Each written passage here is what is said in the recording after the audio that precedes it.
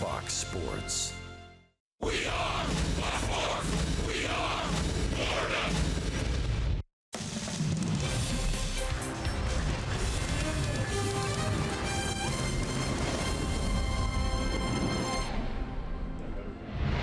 On a warm, sunny afternoon here in St. Louis, the Marlins and Cardinals wrap up a three-game series, and for Miami, they are looking for a sweep of St. Louis in a series of any length for the first time since 1996. Welcome inside the broadcast booth. Paul Severino and Todd Hollinsworth with you. Glad that you're spending some of your afternoon with us. Boy, oh boy, the last couple of nights, the offense has come to life for the Miami Marlins. A great way to end this road trip. Well, I'll tell you what, you're right. Things got off maybe a little derailed early on in this trip. It's been a long trip, but they're finishing strong, and it is so good to see this offense rolling. The confidence back in so many of their eyes. I'll tell you what, Lewis Brinson, big night last night. That young man is really starting to make strides in a very positive way. But the guys at the top, Starlin Castro and Dietrich, really have been setting the stage. Absolutely right. I mean, last night, a season high in runs, in hits, in extra base hits. They also came through, and the Cardinals made some mistakes as well.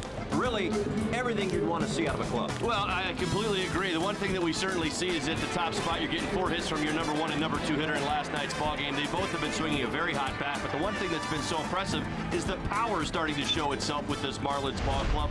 We knew early on that they were probably going to have a little bit of issues kind of competing with some of the top dogs in this game as far as the home runs are concerned, but we've seen some power over the last couple of games as well. You know, and I'm sure nationally, Derek Dietrich is not getting a lot of attention, but what we have seen on a nightly basis, especially on this road trip, has been impressive. Well, I think his confidence is oozing right now. He is so ready to go, locked in. A little conversation with him a couple of days ago. I said, what's the biggest difference? He said, Holly, pretty simple stuff.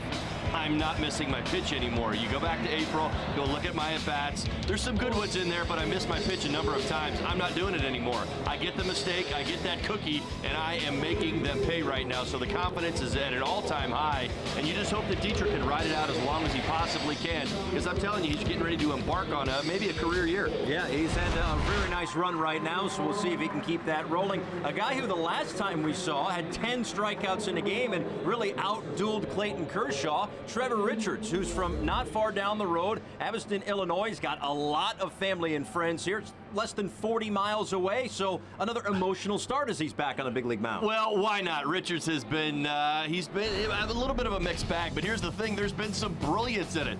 I mean, he went 7 innings of 2-hit shutout baseball against the Pirates, and how about this one, Marlins fans? This is the last time we saw him. 10 strikeouts in 4 2/3 innings against the Dodgers. Outstanding stuff. What I'm really hoping to see today from Richards, not only that great changeup, we've talked about it, he's got it, I'm sure, but if that breaking ball comes back and it's got a little something to it, I'm telling you, Richards may be here to stay, and if in fact that curveball's working for him. Now again, say what you will about AAA versus the major leagues, but he pitched extremely well, and we can document those numbers as the game goes along, but extremely well when he was down in New Orleans. When we come back, Jessica Laylock caught up with the original voice of the Marlins, Jay Randolph. That's coming up after the break.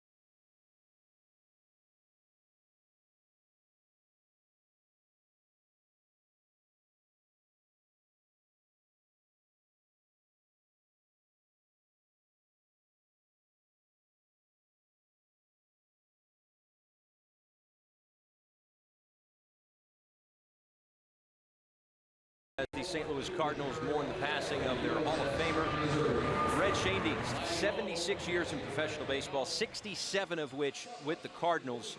Again, the news of his passing at 95 years old came last night. I had a moment of silence before the game, and his number 2 behind second base. Let's head downstairs to Jessica Blaylock. Hey, Paul, tomorrow the Marlins will kick off their 25th anniversary celebration at Marlins Park. But we got the festivities started a little bit early here in St. Louis. Last night I had a chance to catch up with Jay Randolph, the original television voice of the Florida Marlins. Here is a little bit of that conversation. I have the absolute honor of being joined by the first ever television voice of the Florida Marlins, Jay Randolph. Now, Jay, that first ever game for the Marlins, you've got Charlie Huff on the mound. You call that first pitch. What did it mean to you to be a part of that moment? Well, Huff was a buddy of mine. We played a lot of golf, and I was probably more nervous than he was that day. Gary Carter and I getting the opportunity to call that first game, and a number of seasons, of course. I spent 9 years with the Marlins, and most enjoyable, wonderful fans. Drew over 3 million fans that first year, and then would win a World Series in 3 years. And the players were very special over those times for me. Guys like Walt Weiss and Jeff Conine and Bobby Bonilla, and really it was something that in my career, going on 57 years in sports broadcasting, stands right at the top, having the opportunity to be a part of the magic that the Marlins created. What was it like watching that South Florida community rally around the Marlins and seeing a franchise take its first ever steps? Well, it was marvelous, and I would say this, that I'm hopeful. I haven't been in the new stadium. I've seen it many times on television, but most everybody gives it rave reviews, and I'm so glad it's there and got a place to play. I I hope more people will come. In the 9 years of covering the Florida Marlins, what are some of those magical moments that you still hold dear that really stand out to you? Well, I've already mentioned the opening game and the World Series, and there were some wonderful game winners by Bonilla. Gary Sheffield, my goodness. I don't know that I ever covered anybody stronger, who could hit the ball farther than he did. Walt Weiss, I mentioned, great gentleman. The guys on the field really would go on the field every day and try to do their best. And by golly, when you think about winning a World Series 3 years after you've been put together, it's truly remarkable. Well, thank you so much for spending some time with us. I really appreciate it. Thank you, and my best to everybody in South Florida. And thank you for all the wonderful years we had down there. It's going to be an awesome weekend at Marlins Park. There's going to be autograph stations, great giveaways. There will also be an alumni softball game on Sunday. If you can't make it to the ballpark, we've got you covered at Fox Sports Florida. We will have extended pregame shows. We'll also be broadcasting that softball game. When we return, we'll check back into the studio. Craig and Nellie will have more on Trevor Richards, who will take the mound today for the Marlins.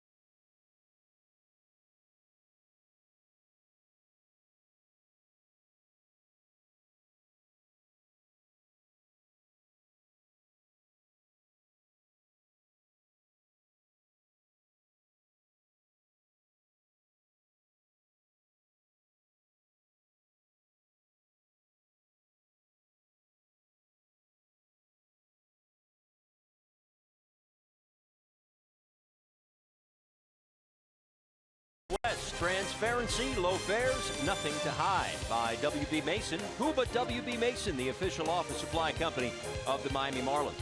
Chevrolet, see your South Florida dealer today, and by your local Toyota dealer, Toyota, let's go places.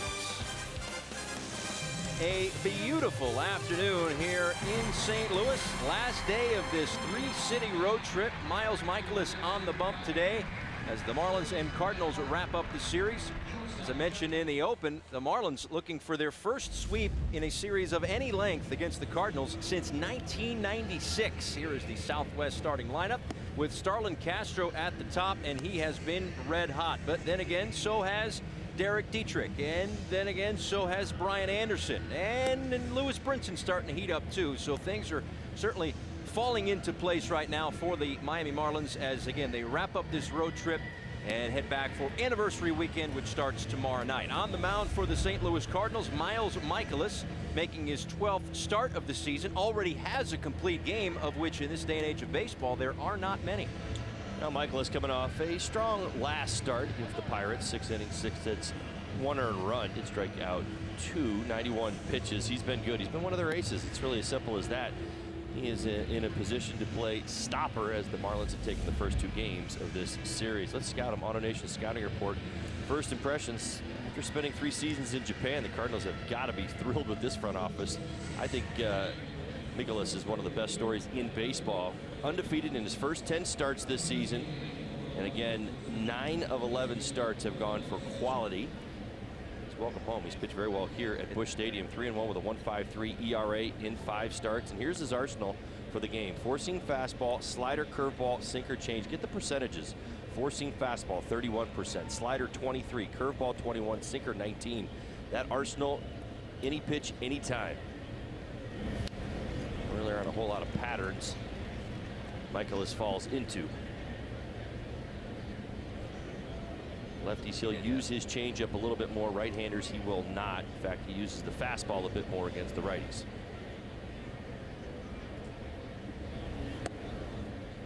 Starlin Castro takes a called strike. Coming off his first 3 extra base hit game of the year. And that was the game in which he extended his hit streak to 8 games, hitting .361 in that stretch. Pops this one up out to right field. And Dexter Fowler is there for the first out of the day. Let's give you the Cardinals defense for this afternoon's ball game. Starting in left, Ozuna will be back out there. Pham in center. Fowler back in right field today. Carpenter, Munoz, 3 errors last night. Wong, Martinez, and Pena behind the plate for Mikolas. Yadier Molina activated off the disabled list for the Cardinals in advance of Tuesday night's series opener. Yadi played about half the game last night. Marlins put a hurting on the Cardinals yesterday, so manager Mike Matheny able to give his catcher the rest of last night's game off, the day game after a night game off. So it's Pena behind the plate as Derek Dietrich, as we mentioned before, has been red hot as of late. 4 for 5 last night, a new career high with the 4 hits. On the road trip, 15 for 29. That's better than a .500 batting average. Maybe the best way to kind of put it all together with Dietrich, the home runs, he's getting on base at a .475 clip since May 20th.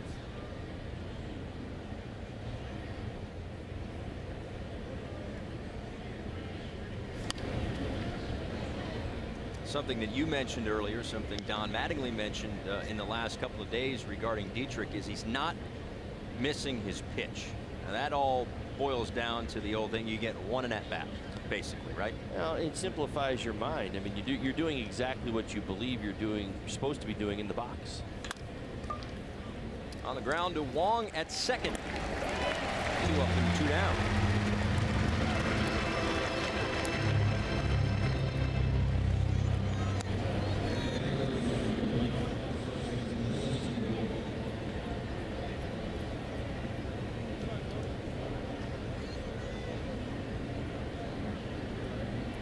Mikolas will work rather quickly, rather efficiently, leading all National League pitchers. Fewest pitches per inning at a little over 14 pitches per inning. He's at 8 with a couple of outs right now, and that's part of the reason why he's been able to work so deep into ball games is Justin Bour swings and misses.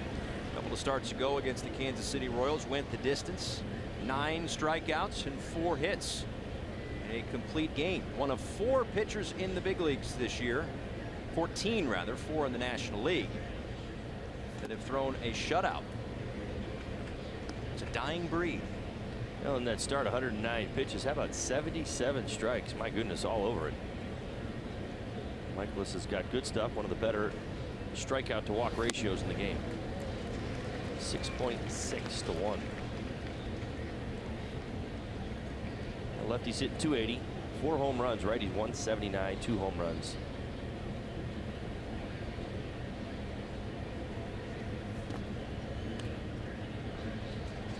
Squirts away from Pena. Home plate umpire today is Joe West. He's the crew chief. Chad Fairchild is at first. Doug Eddings at second, and Pat Hoberg is at third.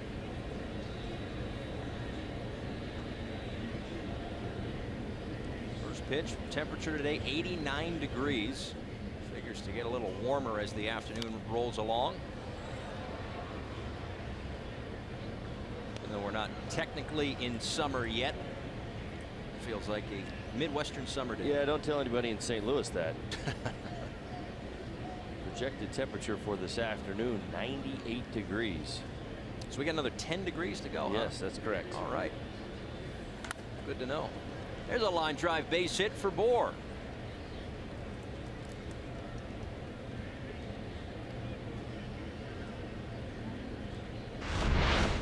JB, he may not have it in batting average or on base percentage on this road trip, but he's really been putting together some quality at bats. That breaking ball down, watch the extension through the zone and through the shift.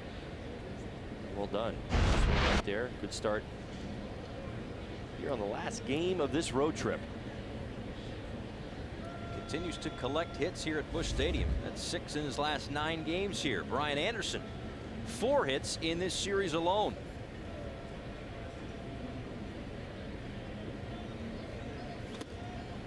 Got an extra base hit in 4 straight games, and in that span he is 8 for 16 with 6 RBIs. Certainly on a nice run. He has begun June exactly how he ended May, which was hot, which was clutch, coming up with big hits with runners in scoring position. In fact, 8 for 10 in his last 10 at bats with runners in scoring position with 8 RBIs. Obviously not that situation here, but you can see the improved focus and improved results when he gets guys on base. Well, I've seen a little bit more power from Brian Anderson as well. I would anticipate this June we'll probably see a few more home runs from him. As the temperature starts to rise, you notice early on, you'd see it sometimes with with Brian. You see the frustration in his eyes. Good swings, ball would get all the way to the warning track, and some guys would bring him in. I think he did it about 4 or 5 times that I can remember in the month of May. Well, in the month of June, a lot of times those balls turn into home runs. This one into left center field will get down for a base hit. So another hit with a runner on base for Brian Anderson. And another hit overall as he entered the day tied for 8th in the NL with 68 hits. And another. Well, this is the second breaking ball from Michaelis that has now been knocked into the outfield from Brian Anderson. Good swing there. For both. We talked about it an awful lot last night with Flaherty on the mound. Great breaking balls. In fact, pointed it out in the AutoNation scouting report. The Marlins did a fantastic job of fighting off the tougher breaking pitches, working towards those mistakes, and then making the Cardinals pay with breaking balls up in the zone. Strike on the inside corner to JT Riddle, another Marlins bat that is beginning to heat up.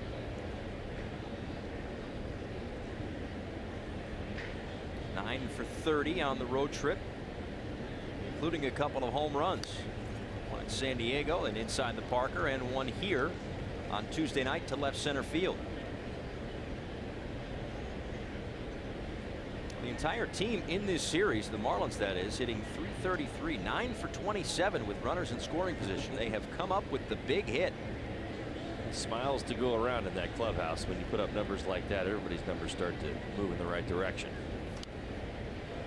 That's where you really start to get a good rhythm and an idea of what your lineup is going to look like.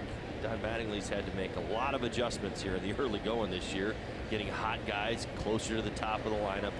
And right now, the lineup card starts to write itself when you've got this many hot hitters.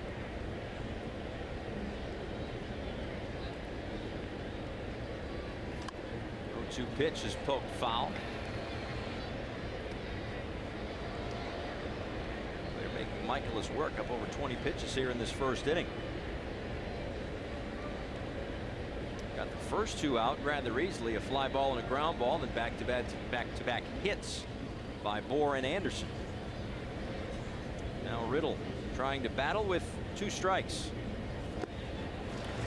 Comes up empty, and Michaelis wiggles out of trouble in the first inning. We get another look at Trevor Richards and all of his family coming from not far away. It's a Richards family reunion here on a Thursday afternoon.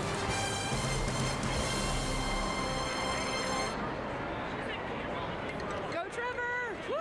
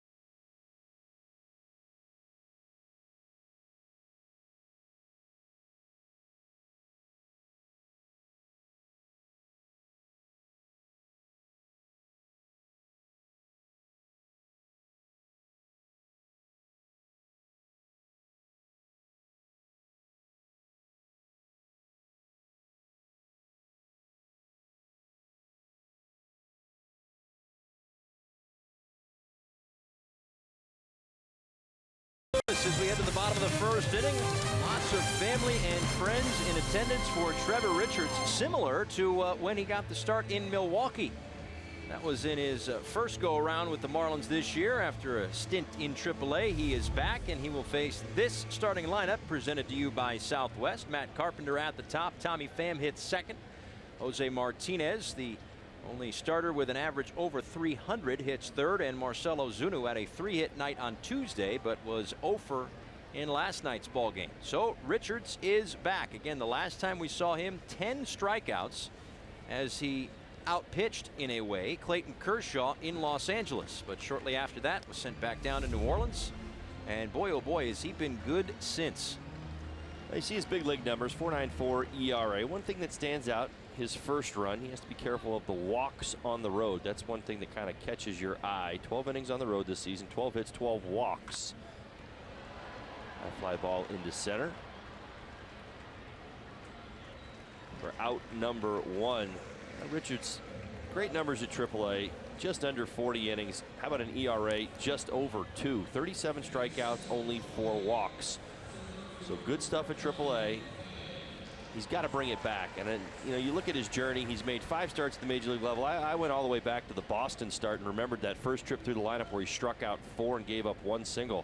I mean, Trevor's stuff plays at the major league level if he can bring a breaking ball to the conversation. And I really do think that's where it ultimately goes. 4-seam fastball, great changeup, some arm side run. It's got some sink to it. Hitter's only hitting 179 against the pitch. But that curveball's got to have a value.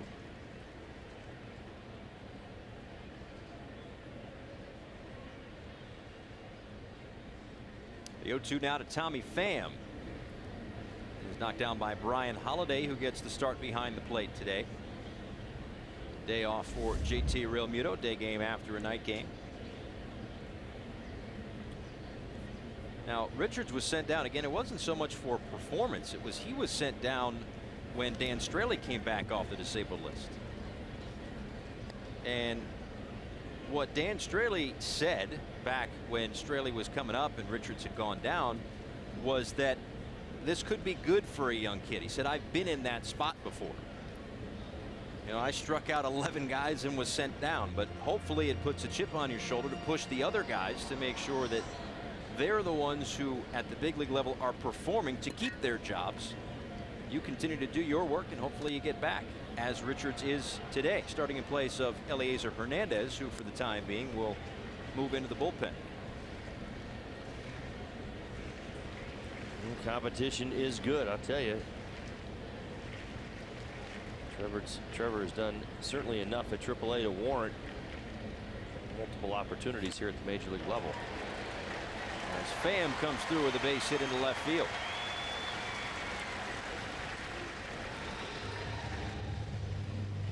Let's give you the Marlins defensively for this afternoon's ball game. Dietrich getting the start in left field. Brinson in center. Anderson, as usual, in right. 34th game in right field for Anderson. How about that?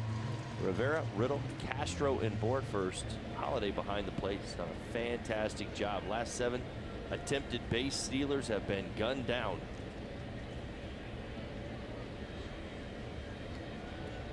There's Jose Martinez. 3-hit game last night, his 9th game with 3 or more hits this season. Well, again, we talked about the competition and the mindset that these pitchers and frankly everyone on the roster needs to have with where this organization is right now. That's certainly something that Derek Jeter has stressed, the importance of competition. President of Baseball Operations Michael Hill has said the same thing. Of course, manager Don Mattingly and the VP of Player Development and Scouting Gary Denbo, who is up after I don't know, roughly 36 hours of sleep now that the draft is wrapped up. He's in fact going to join us in the bottom of the 2nd inning, get his take on how the draft went. Again, first year player draft with this new regime, loading up on middle of the diamond talent. So again, we'll talk with him in the bottom of the 2nd. Richards' pitch is just off the edge to Martinez, a ball and a strike.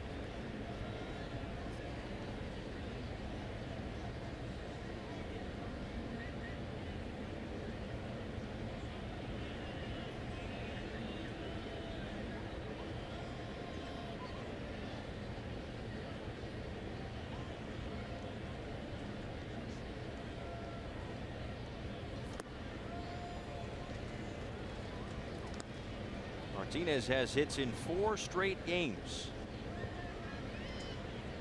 7 for 18 on the homestand. Pirates were in town before the Marlins got here.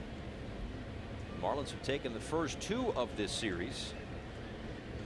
Cardinals had won 3 of 4 prior to Miami getting to town.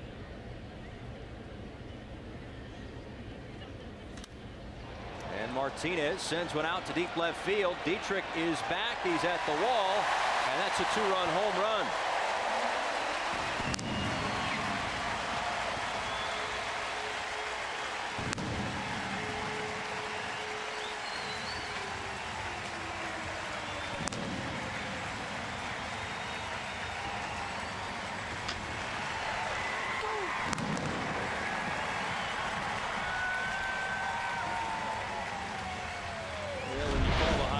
Predictable. When you get 4 straight fastballs and you're hot, you do things like this.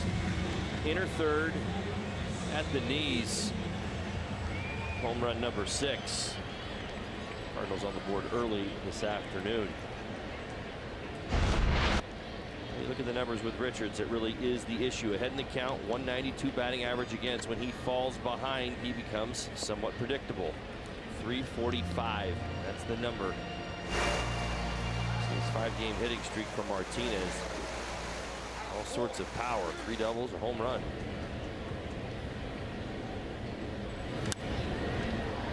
And now Ozuna sends one out to center field. Brinson step or two in front of the track for out number 2.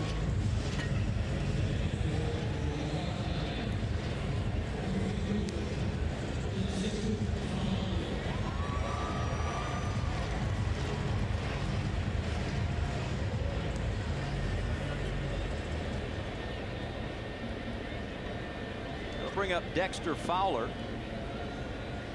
Fowler didn't get the start last night, but started on Tuesday.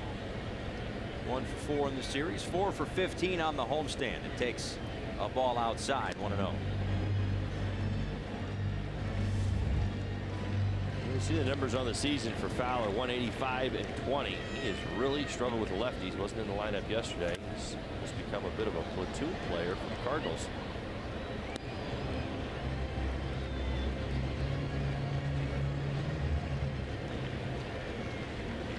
Seen that in these first couple of games, and the Cardinals will have those platoonish type lineups, difference for righties and lefties, and that's really been the case around Major League Baseball a lot the last few years. And I suppose what's interesting, and I'm sure that that's not the role that they envisioned for Fowler when they signed him to a 5-year, $82.5 million deal, as he gets the base hit through the left side. But for right now, the way that he's hitting, I guess you got to play him when he's hottest. Yeah, that's true. I think people here in St. Louis thought they were getting a little bit more from Dexter Fowler, but a nice swing there on a pitch away. Drove it through the left side. The number's starting to climb a little bit more against the righties, not so much the lefties. In fact, only 3 hits this season right-handed.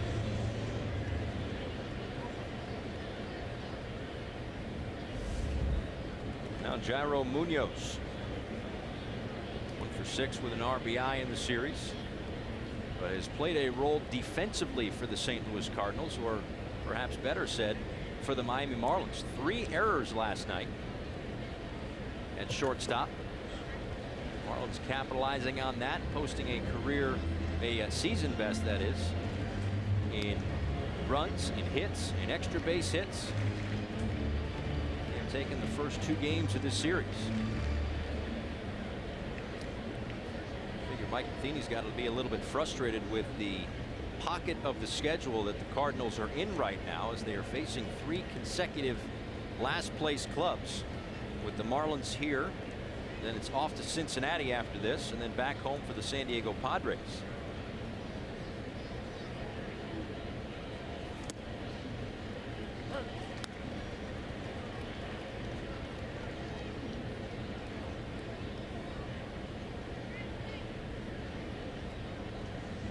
All 3 hits in the inning have come against Richards' fastball.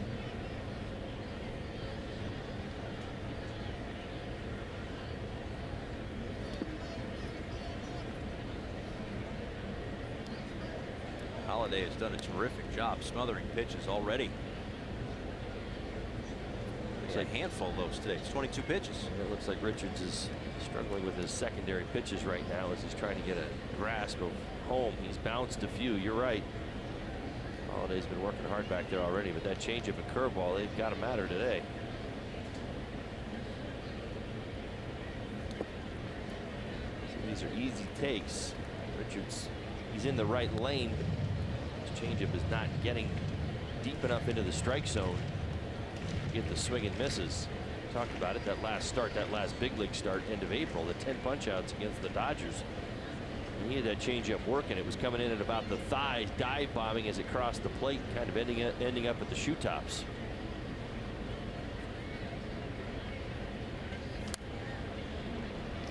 That fastball is fouled off, and it's still 2 balls and 2 strikes.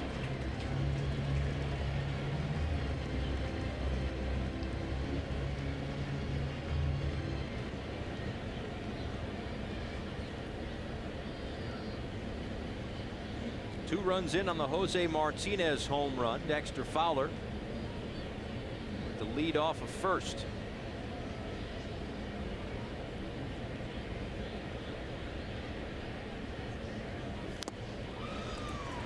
They have tipped it into the glove. Munoz strikes out, but a 2-spot in the first for the Cardinals.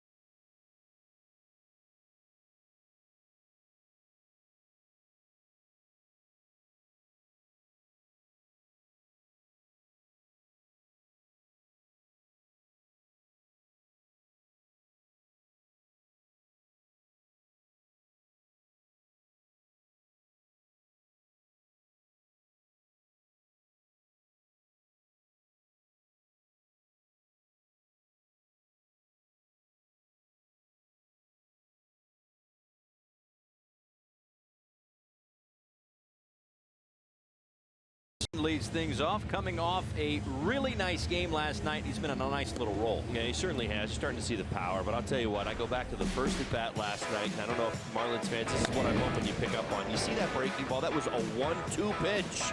He wasn't thinking about a breaking ball. Now, this is reaction. You love the athleticism. You see what he can do with a baseball bat in his hand. We know how much power he's got when he gets pitches that he can barrel up. He's going to hit them a long way. We've seen it already this season.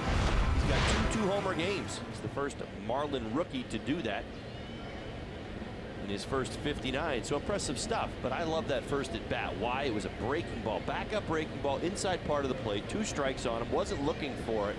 Merely reacted to what he saw and lined it into left.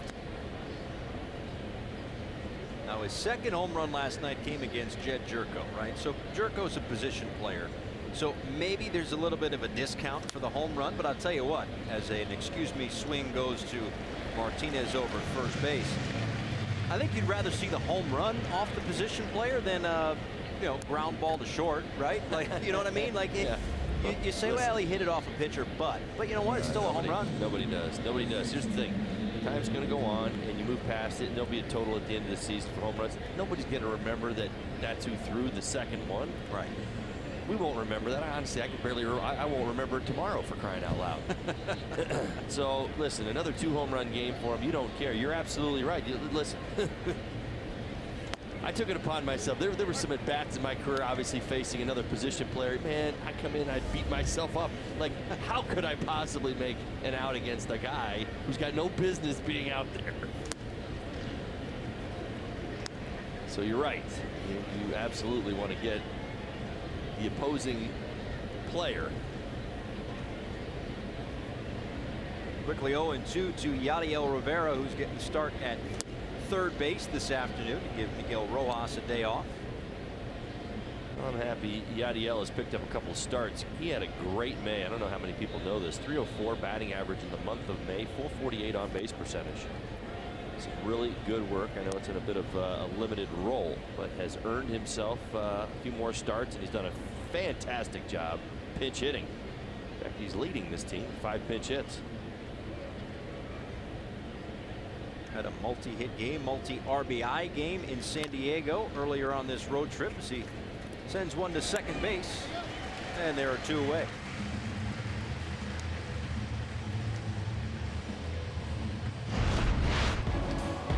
Take a trip to 1993 as the Marlins celebrate their 25th anniversary. Join us this weekend with some of your favorite World Series champs, throwback moments, giveaways, and much more. Rep your teal as the Marlins take on the Padres in our throwback jerseys. Visit marlins.com/25. And the fun starts tomorrow.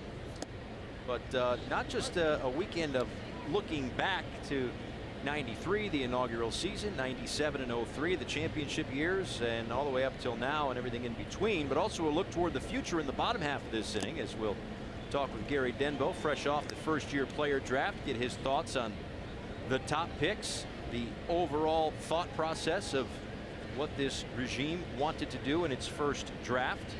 So the director of player development and scouting, Gary Denbo, bottom of this inning. 0-2 to Brian Holiday, and he strikes out 96 miles an hour of fastball. A 1-2-3 inning for Michaelis, 2-0.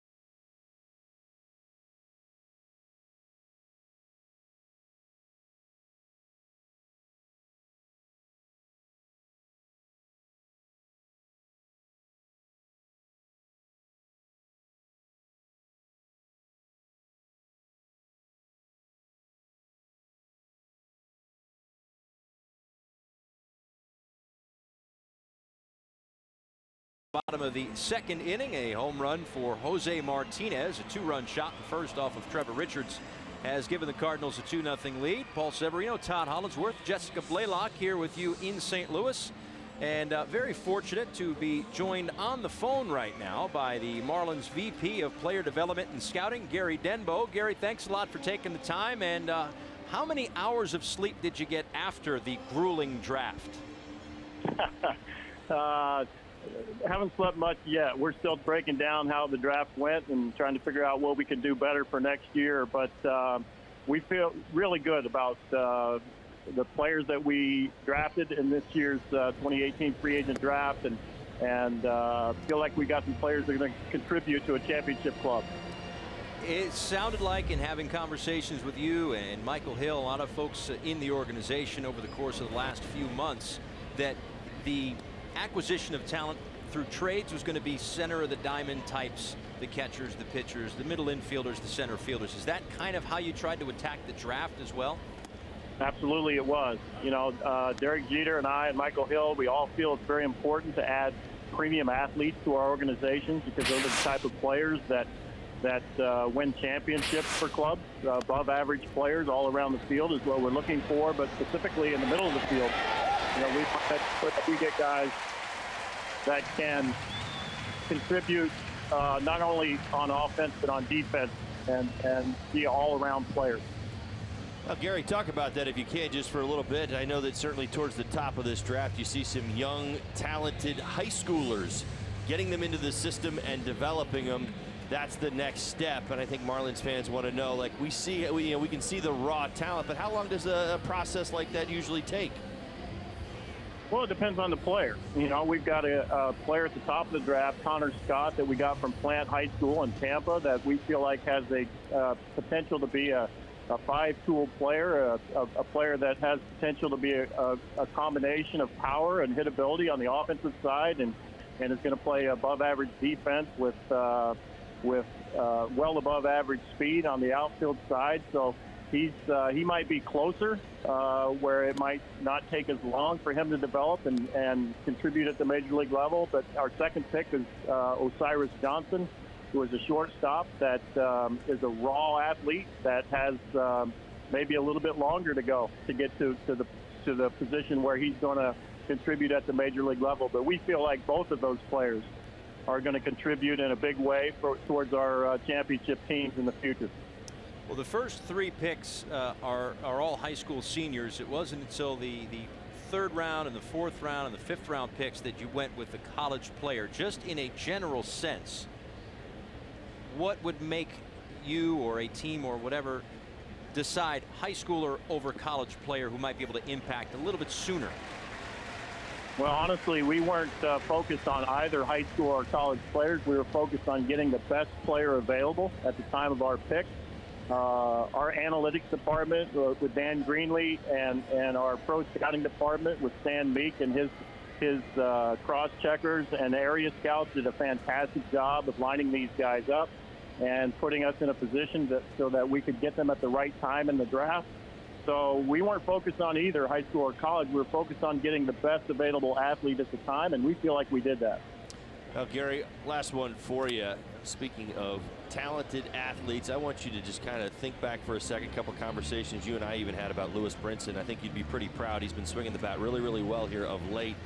What have you seen? I'm not, I guess I'm assuming you've probably seen a little bit of him. 2 home runs last night. And again, I think the at-bats are really starting to come along. You got to be pretty proud with what Lewis Brinson's been doing here of late. Absolutely, we are. Lewis Brinson is going to be a big part of the future of the Miami Marlins. He will hopefully end up playing with guys like Connor Scott and Osiris Johnson, guys we got in the draft this year. He's made steady progress. I know it's sometimes frustrating to watch. That's because the performance has not been there. But we believe in Lewis Brinson. We believe he's going to be a future all-star in Major League Baseball. He has all the tools to do that. He's contributed greatly on the defensive side. He's one of the top defenders in baseball in center field, which is a very difficult thing to find. And we believe his offense is going to come to the point where he's going to contribute on both sides of the field and be a complete player on a championship team. Well, I don't know if the right prescription is lots of sleep or lots of coffee, but go get a lot of one of the two and rest up. Congratulations to you and your staff and this regime. It's first year player draft, and it sounds like everybody's pretty satisfied with how it went. Gary, we appreciate the time. We'll talk to you soon. Thank you, Gary. Thanks, guys. Take care. Francisco Pena with a hot shot to Rivera over at third, and he is retired. Colton Long with a base hit, moved to second on the wild pitch. Stands at second with one away. Nice to talk with Gary, and I know that a lot of work from a lot of hardworking folks goes into the draft. Again, it's not the nationally the most dissected draft of the major sports, but you know, all these guys that are on the field, the 750 in the big leagues, a lot of them were drafted at one point. Absolutely. Most of them really are. And it's just understanding the process, having gone through it myself. I mean, it is. I mean, the journey is just beginning for many of these young men. And again, congratulations to our entire Marlins draft class. I don't know if I was able to throw that out yesterday. It's a big deal to get drafted and get that opportunity to get your career going. Heard Gary talking about the process and the journey. Some guys it may be a year, maybe it's 2, others it may be 4. You never know. Players kind of set their clocks. But good organizations try to, you know, push them, teach them, and then when they start to figure it out on their own, kind of let them, you know, kind of like pushing the bird out of the nest. Let them kind of get those wings and start to fly for themselves. Michaelis with a ground ball to short. That will move the runner up to third, and there are 2 outs. Connor Scott, by the way, as the Marlins will get back to Marlins Park tomorrow to start a 3-game series against the Padres. Connor Scott will be at the ballpark. Thought I heard a rumor that he might even take batting practice, which is you know, kind of typical for the first-round picks of different organizations. So really, really cool. So hopefully you get a chance to chat with him on Marlins Live tomorrow. Well, if that is the case, that will be the most intense batting practice that young man has ever taken in his life. Because we'll all be there watching, and he's going to be like, I know who you are, and you are, and, you know, right down the list, all these guys. It's how the dreams usually work out. You're in awe first, and I look forward to that first day, kind of just to see his face. I remember the first time I kind of got around the Dodger guys after being drafted, I was like, you know, you just are stunned silence. Pick your jaw up off the floor. That's for right. a minute. Well, you spent your entire life trying to be, you know, what you're standing next to. And you're like, they're living the dream, and I'm just now starting mine. Great changeup right there from Richards. Chance to get out of this inning with a big out here. And 0-2. Let's put Carpenter down. Field single though. Wong moved up on the wild pitch. A couple of ground ball outs. Those are all very good signs. A very good changeup, as I said. Last one to Carpenter. 3 men on the right side of the infield against Carpenter, and that one foul.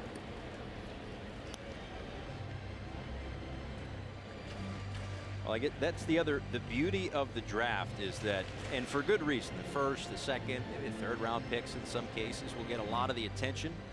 The Marlins made 40 selections yesterday over the course of the last few days. Their last pick was Andrew Miller, not that Andrew Miller, but a different Andrew Miller, with the 1,197th pick of the draft. So that's a lot of work from a lot of folks. As this one is sent out to Dietrich in left field, who glides toward the line to make the catch, and the inning is over. Through 2 innings, it's a 2-0 deficit for the Marlins.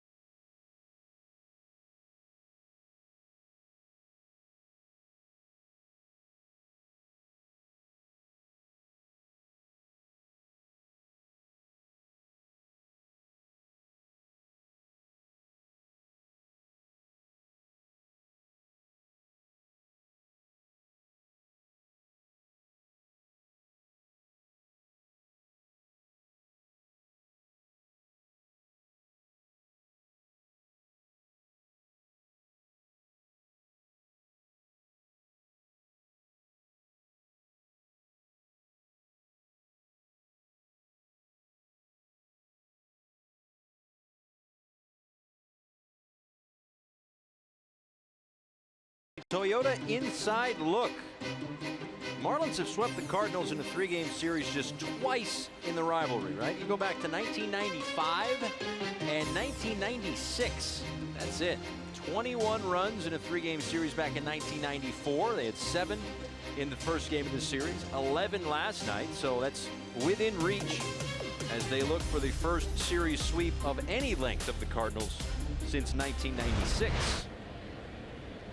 But they'll have a little work to do, down 2-0 as we go to the top of the third. Michaelis deals the first pitch to Trevor Richards in there for a called strike. Richards, and then the top of the order, Starlin Castro and Derek Dietrich.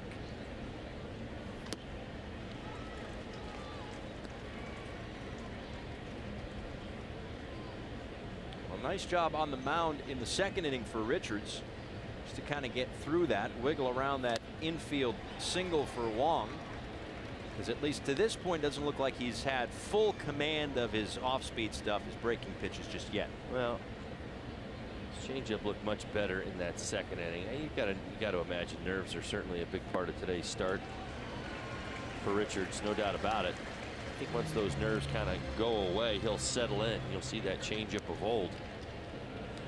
A lot of friends and family here in St. Louis. Very, very excited for his return to the big leagues. And he continues to meet the challenge at every stop. Richards went back down and put up a 2 ERA. I thought that was quite impressive. No messing around. Made himself the #1 candidate to get back up here. And again, in doing so, Eliezer Hernandez, who was slated to start today, will move into a bullpen role. We've seen that already with the likes of Harlan Garcia. A way to just kind of manage the innings a little bit.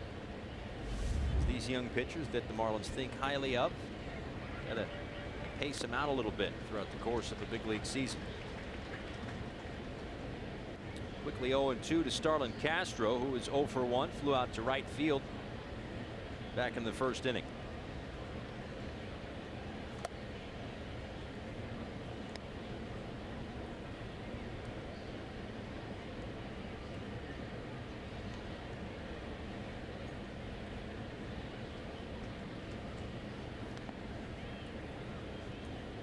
For Michaelis, originally a 7th-round pick of the Padres back in 2009. He actually played high school baseball at Jupiter High School in Jupiter, Florida. College baseball at Nova Southeastern University. Went from the Padres to the Pirates in a trade in November of 2013, to the Rangers in December of 13, and then signed with the Yomiuri Giants in November of 2014. Last year in Japan, a 2.18 ERA. 3 years in Japan, a 2.25 ERA. And what we've seen, at least in the numbers, a little bit of an uptick in velocity since his last time in the U.S. Yeah, you're right about that.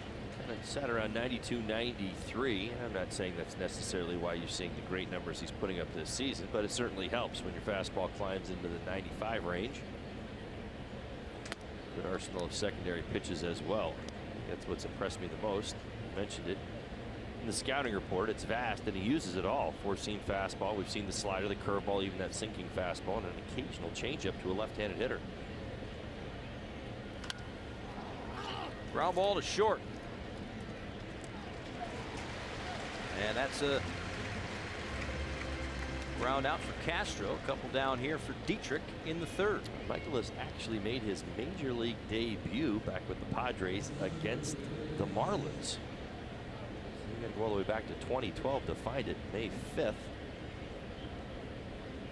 Pitched out of the bullpen at Petco Park and gave up a home run to Giancarlo Stanton. Might have been Mike Stanton at the time, but 12. Yeah, I think you're right. It was Mike. I think it might have been Mike. Yeah. That took some people like 2 years to really get a grasp that he's now a Giancarlo. Right.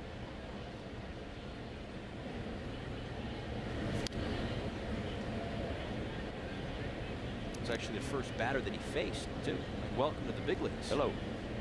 First of all, thanks, Skip, for sending me up against this guy who's built like an oak tree. And second, that he takes him deep.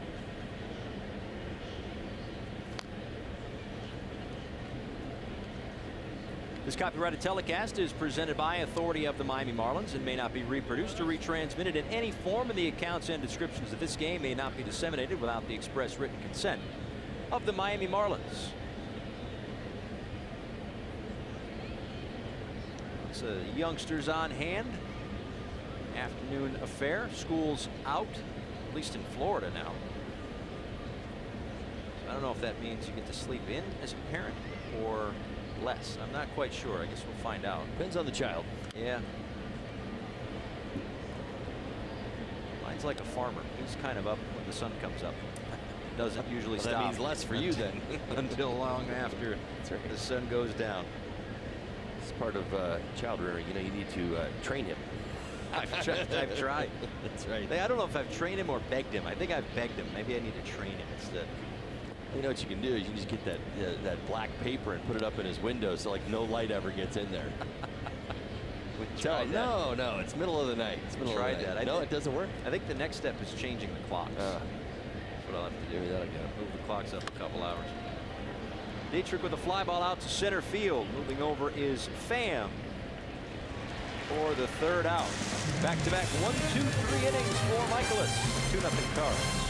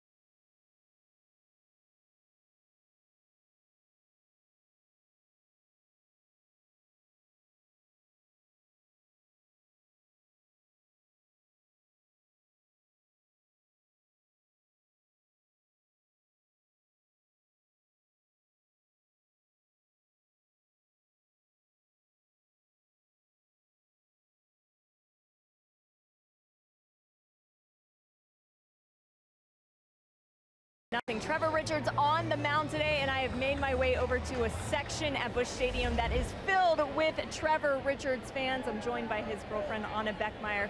Now, Anna, there's hundreds of people here today pulling for Trevor. How did everyone come together? Well, we grew up about 35 minutes east of here, so just southern Illinois across the river. So we have just tons of local families and friends that were able to make it. Trevor got the call, and we let people know, and their first response was, "We will be there." So, yeah. So it took you about 35 minutes to get here, but some people traveled a good distance. Who traveled the furthest? His brother and sister-in-law are actually from Chicago, so they had to wake up at about 4:30 this morning. So that was the furthest for sure. And right before the game, I saw you send out a tweet. You said, "My heart is bursting," and the game hasn't even started yet. You've known Trevor for a long time, all the hard work that he's put in. What does it mean to you to be able to see him live out his dream of pitching in the big leagues? It's amazing. We have been dating for about 10 years now, so I got to see him work his heart out through high school, college. Just 2 years ago, he was playing with Gateway Grizzlies just across the river in Indy Ball. So it's just amazing. I'm super emotional, and I've been crying all day, but Well, it's very cool, and it's awesome to have all of these fans here today for Trevor Richards. Guys, over to you. Jessica, thanks so much. As Jose Martinez sends one out to right field, Anderson step onto the track to make the catch. 2 quick outs here in the third. Yeah, undrafted after pitching for Division II Drury University, then independent baseball, and a long kind of weird road that we will get into perhaps a little bit later, but not with 2 outs. But from independent baseball to the major leagues to a 10 strikeout game at Dodger Stadium with Clayton Kershaw on the mound that same day, and now back. And he's been blessed a couple of times. He's made a handful or so of starts in the big leagues, and one in Milwaukee, one in St. Louis, so close proximity to family. Absolutely. Enough evidence to think he's going to get more big league starts, no doubt about it. I go back to that Pirates start. I know we don't talk about it too much. We kind of do the introduction, and we love the last one because he struck out 10 Dodgers.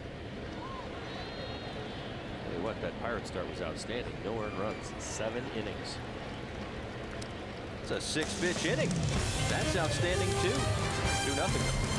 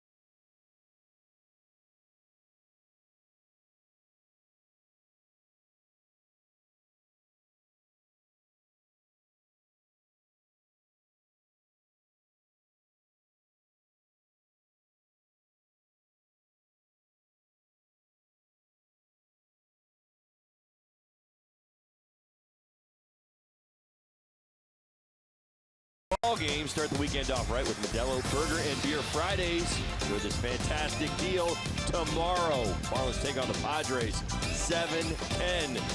Tickets start at just $30. Get your tickets at marlins.com/burger. Big weekend planned at Marlins Park. It all starts tomorrow. The Padres in town, burgers, the beers, and also lots and lots of former Marlins going to be in town. Lots of festivities, lots of additional programming on Fox Sports Florida as well.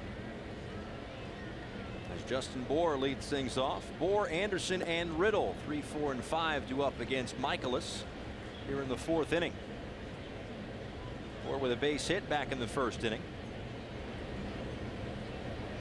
Getting a hit in 6 of his last 9 games here at Busch Stadium. You look up and down the lineup for the Marlins, and a lot of them have fared well at this ballpark, and that was before the offensive output that they have put together the first couple of games in this series.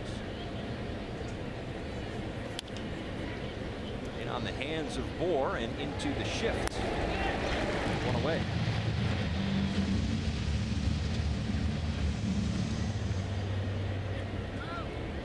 FPL is proud to support our first responders in good weather and bad. See how at FPL.com.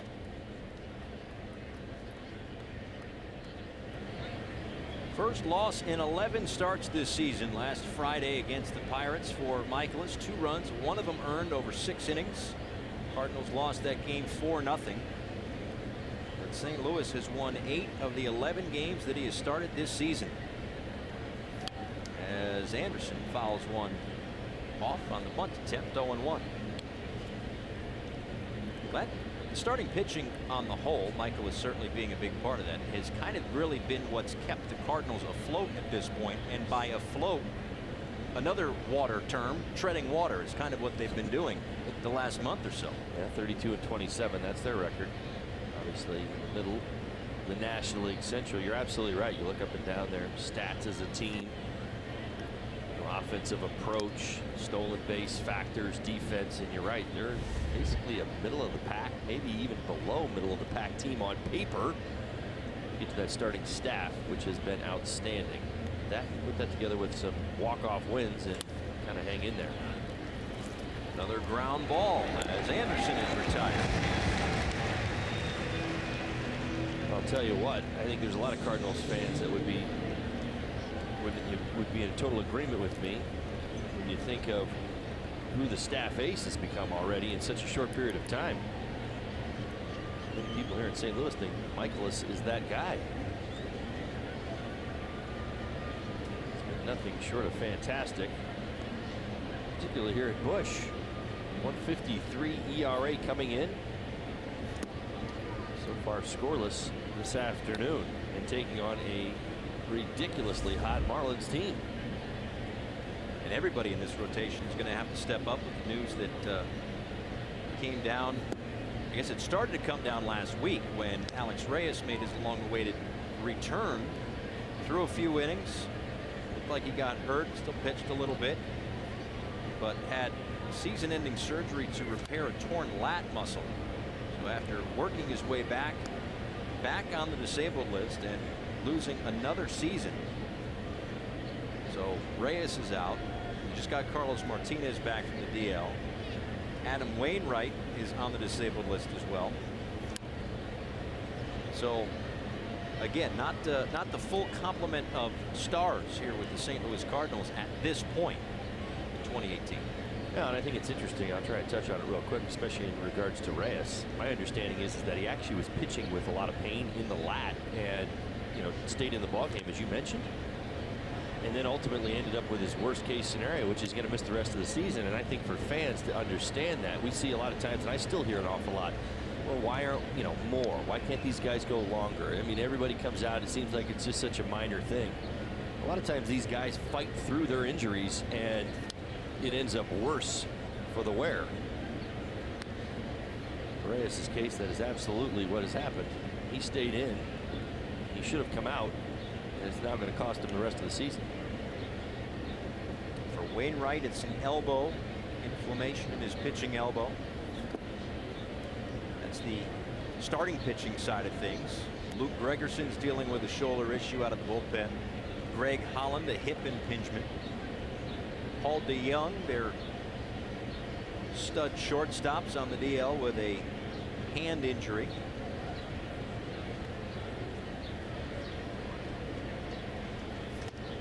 As Riddle strikes out. We're through 3.5. And that's 4 strikeouts for Michaelis on a beautiful day in St. Louis.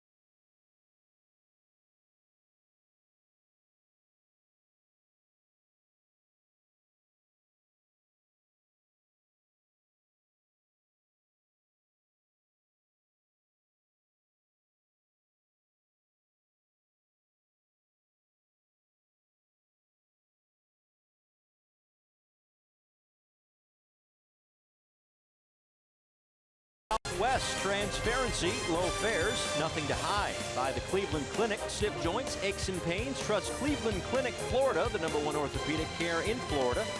And by the Lincoln Spring Sales Event, drive into spring in a new Lincoln. Not far from the Gateway Arch here in St. Louis. 2-0 lead for the Cardinals as they look to salvage the final game of this 3-game series. Meanwhile, Trevor Richards and the Marlins looking for a 3-game sweep to end this road trip and head back home on a winning note. First pitch to Dexter Fowler. Got on and missed 0-1. It's Fowler, Munoz, and Wong duo. It's a pretty good tell right there from Richards on where that changup's at. Came out, busted it right out.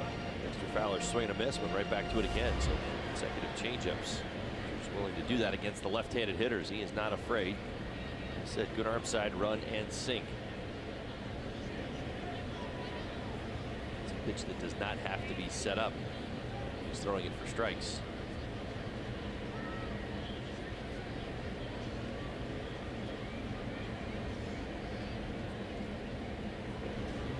Going to Fowler. Off speed again. They'll check over third. No swing. A ball and 2 strikes. Well, that's the thing. I mean, listen, for a starting pitcher, would it be nice to have all 3, 4 of your pitches at an optimum performance for all 30 starts? Yes, it would be. That is not the case. Guys sometimes have to battle. Richards with the strikeout of Fowler, and there is one away. Back home tomorrow as we begin anniversary weekend. A preview of all of it as Craig Minervini and Jeff Nelson have you for the South Florida Honda Dealers Marlins Live pregame show. Alex Fernandez live on the set. The first of what will be many former Marlin guests throughout the weekend. Pregame shows, during the games, ceremonies, softball games. We've got it all for you. The 3-game series against the Padres, 25th anniversary weekend, right here on Fox Sports Florida.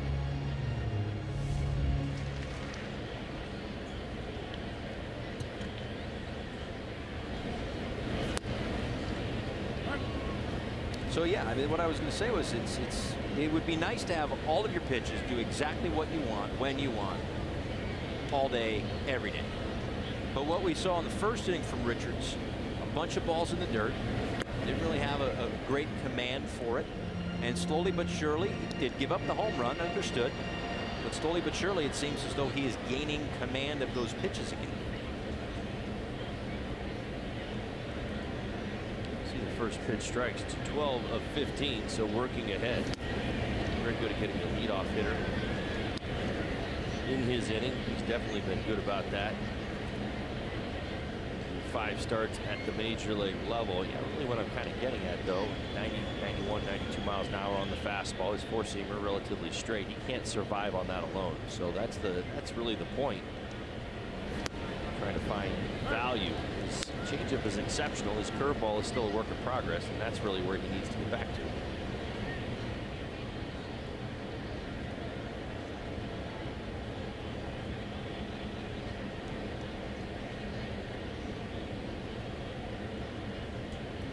Payoff pitch to Munoz down the right field line and into the seats. Munoz struck out on that changeup back in the first inning. One of 2 strikeouts so far this afternoon for Richards.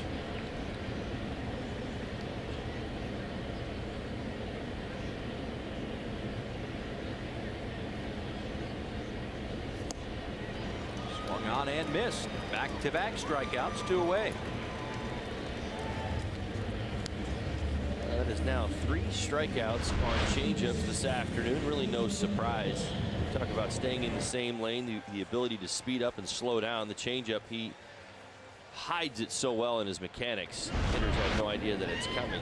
Gets his fastball to play up just a little bit, but when he's in the zone, he gets that swing and miss an awful lot. He can get away with it even down the middle of the plate.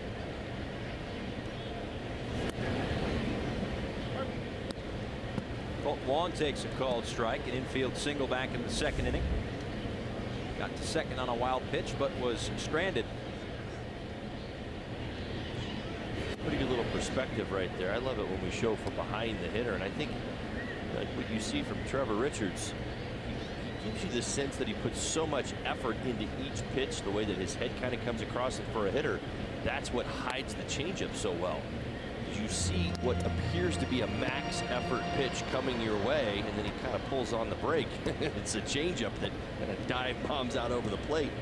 A very, very tough pitch for hitters to lay off of. Pretty good look.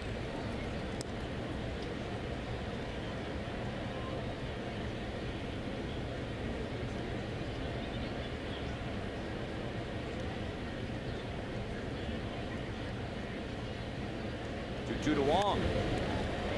Out to center field, and Brinson will play it on a hop. Second hit of the day for Colton Wong.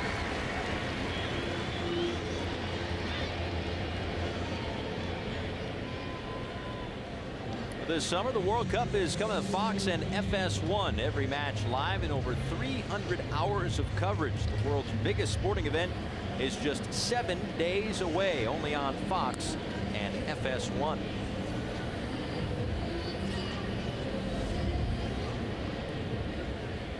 Two outs now for Francisco Pena, getting the start for Yadier Molina. In fact, both starting catchers getting the day off today with the day game after a night game. A bit of an early start, noon local time, after a game that was a little over 3 hours last night. Runner goes, Holiday to second, and got him. That's another 8 base runners in a row nabbed by Brian Holiday.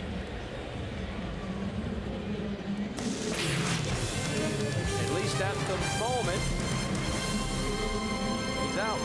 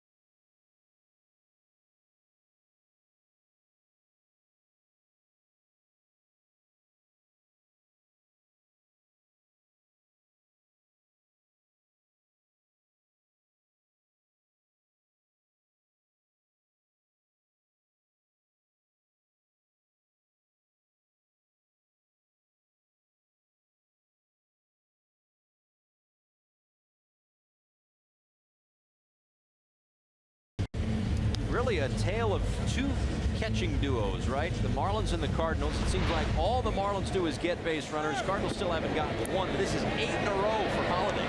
Throw everybody out. Are you kidding me? Pastime 199. It's like, you know, the first thing that crosses your mind is like, why bother?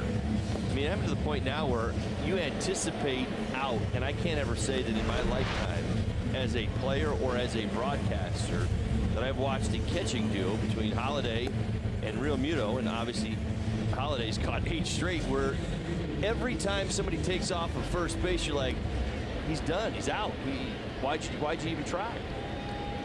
Florida Lottery in-game jackpot. He's gotten 8 of 12. Caught stealing percentage is tops in the major leagues. 8 in a row. 8 in a row. That's ridiculous. Think about all the variables. Slow guy on the mound. You know, he drags his foot, a little bit. He's got a quick release time. Guy gets a great jump.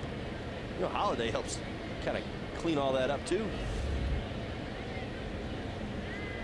Well, it's a very tightened up area of this club. A lot of credit to the coaching staff. Brian Schneider works with these guys tirelessly. He's given nothing but praise to Brian Holiday. Again, it's a tough job, that backup catcher role.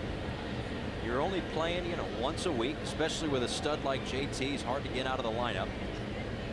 So when he goes out there, it's usually these 95-degree afternoons. You're wearing all the equipment. Brinson sends one out to left center field, drifting over is Ozuna for the first out here in the fifth. Speak very highly of Brian Holiday, and he gives them good reason to by getting Colton Wong for the last out of the bottom of the fourth, and now one away here in the top of the fifth for Yadiel Rivera.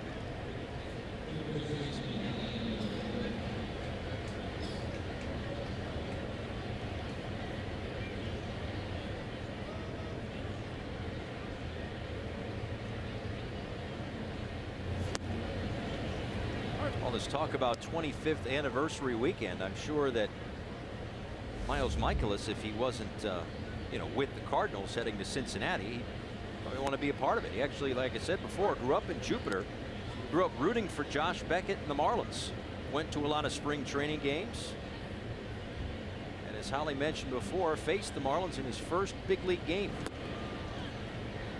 But I guess he's got other fish to fry this weekend. No pun intended, by the way. You gotta be careful with that. It's just always sitting right there for you, I know.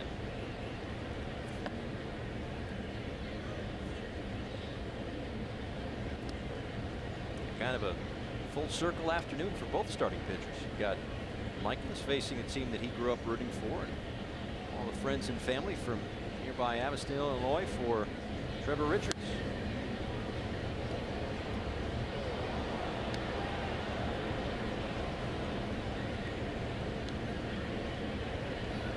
Rifling through the Cardinal notes earlier this morning and ran across this one, which I find very interesting, and certainly acknowledging the 25-year Marlins history. Marlins played their first regular season game at Marlins Park against the Cardinals April 4th, 2012. It was a Cardinals win, 4-1. It was Mike Matheny's first game as the manager. Is that right? Yeah.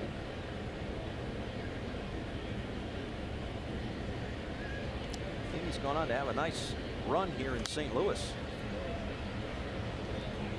This is 7th year as their skipper. There he is. First Cardinals manager to post 6 consecutive winning seasons to start his career. Second fastest to 500 wins.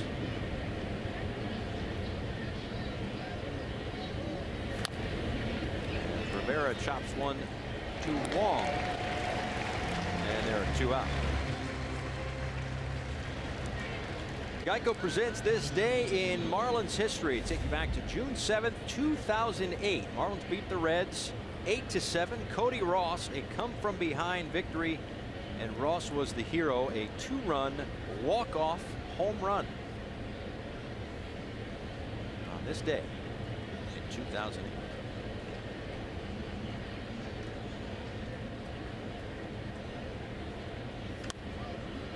Holiday out to right field. Dexter Fowler will watch this one fall foul. Yeah, that was before Cody Ross became a postseason hero, a World Series champion with the San Francisco Giants a few years before.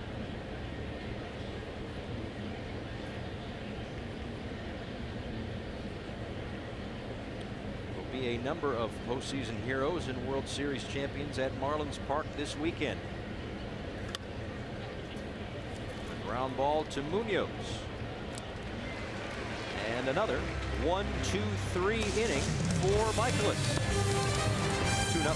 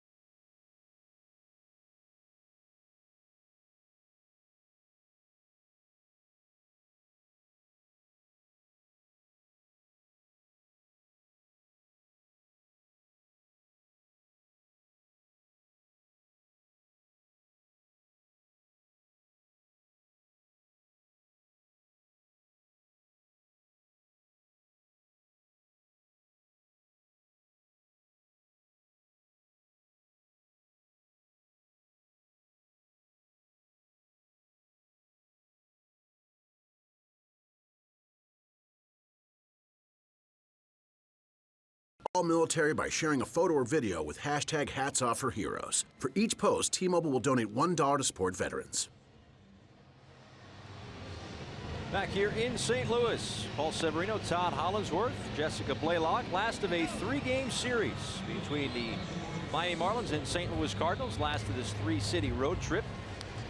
Works back home for a 7-game homestand with the Padres and the Giants. As Trevor Richards is on the bump today. First start since the end of April. First big league start, that is. Gave up a 2-run home run to Jose Martinez back in the first inning. Has settled down since. 3 strikeouts on the afternoon. He'll face 8, 9, and 1 for the Cardinals. Francisco Pena, Miles Michaelis, and Matt Carpenter. There for a called strike to Pena, who grounded out to Yadiel Rivera at third base back in the second inning.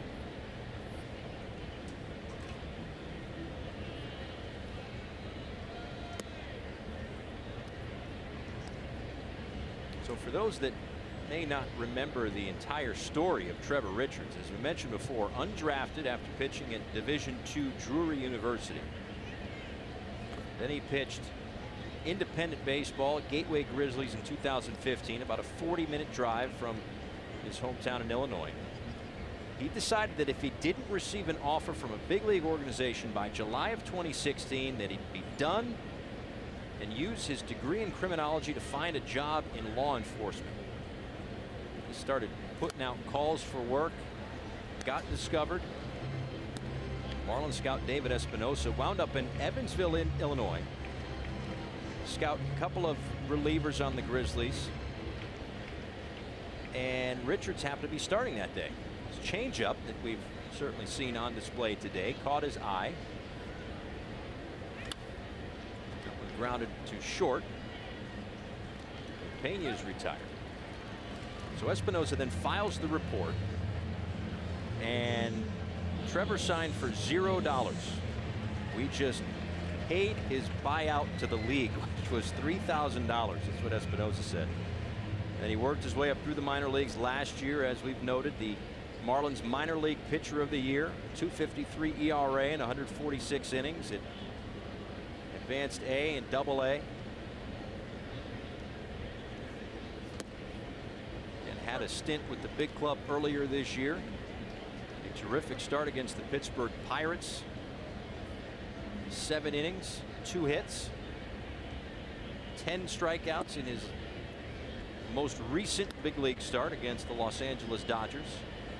And then 6 starts in the minor leagues at AAA, pitching to a 2.06 ERA. Now here he is this afternoon, pitching not far from home, with a lot of friendly faces in the crowd. Family and friends here. He's settled down again since that 2-run home run in the first inning.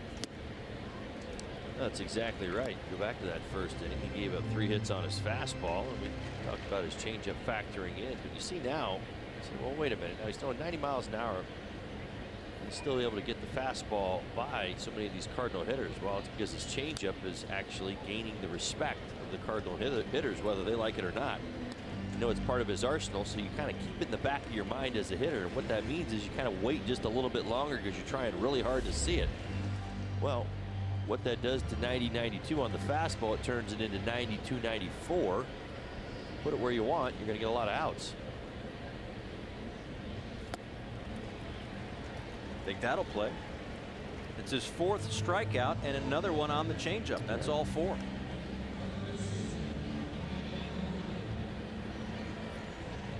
Speaking of the minor leagues, let's take a look at our Chevrolet minor league prospect spotlight. Brian Scales, last 10 games hitting over 400, 3 doubles, a triple, and a home run, 6 RBIs. A 4th-round pick of the Marlins back in 2014. Getting it done right now at Double-A Jacksonville.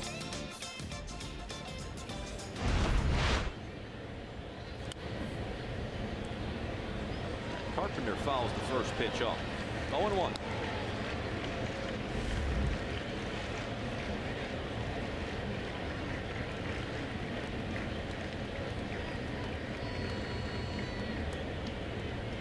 Carpenter, a couple of flyouts today, one to center, one to left.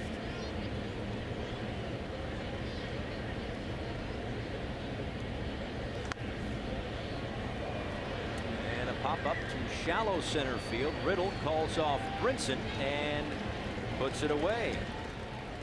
That's 3 straight 1-2-3 innings. Richards folks are happy about it.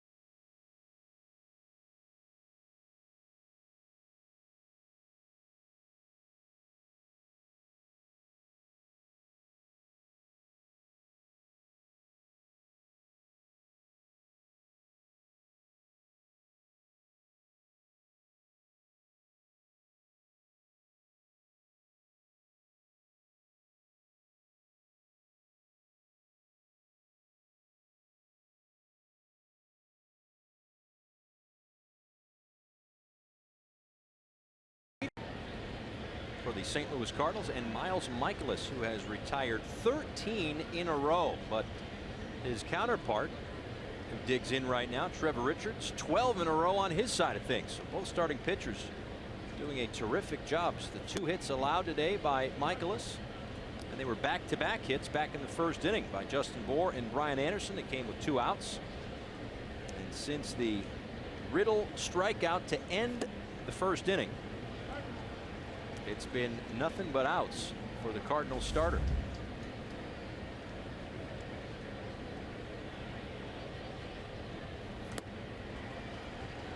Richards down on strikes. That is the 5th of the afternoon for Michaelis. No wasting time. 3 pitches, 1 out here, 6th.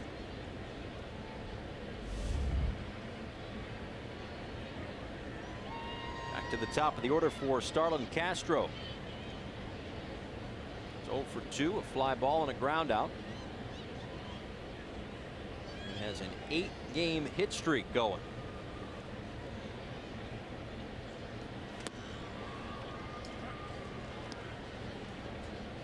Starlin Castro has moved into the leadoff spot a little earlier on this trip. Since being moved to that top spot, has not come out of it. Coming into today's ball game, good reason why. 391, 440 is his batting average and on base percentage. Scored 5 runs out of the top spot, 5 doubles as well.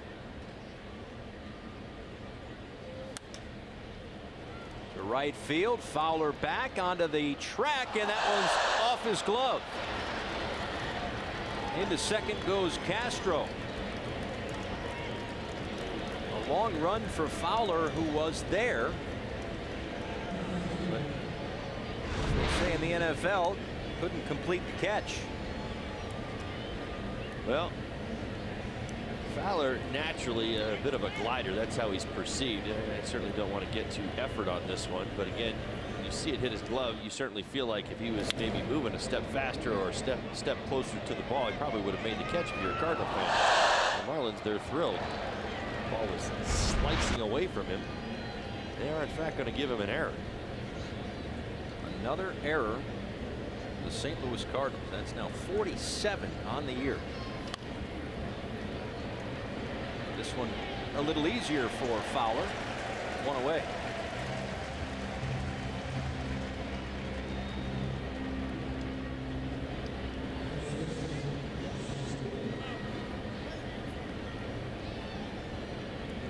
2 outs in the 6th inning. It's the perfect time to ask you what you think about Michaelis's lip sweater. Before he's out of the game, you know, I want to get your thoughts. Yes, he brought that back from Japan.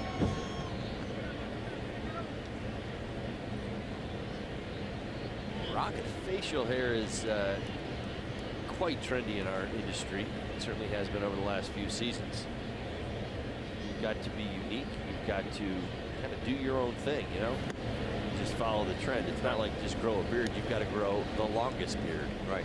Or the strangest beard, or the strangest mustache. Now, I'm not saying that this is the strangest mustache. I'm just saying that, you know, in his own unique way, it's 1970s-ish. A little bit. He's got the high socks with the stripes work. As this one is served out. In fact, not served at all. This one to the gap in left center field. That is going to be an RBI double for Justin Bohr. And the Marlins within a run. It's 2-1 here in the 6th. Yeah, taking full advantage of the extra base runner. Yeah, that's right. An error in this inning. Castro at second base. Bohr, I'll tell you what, he's done such a nice job on the breaking balls down in the zone. See how strong he is. Really, this is just his bottom hand. That top hand comes off. You say, well, why does it come off? It's so that he can get a little bit more extension through the baseball right there. So lets that top hand go, and he's able to drive it just short of the track.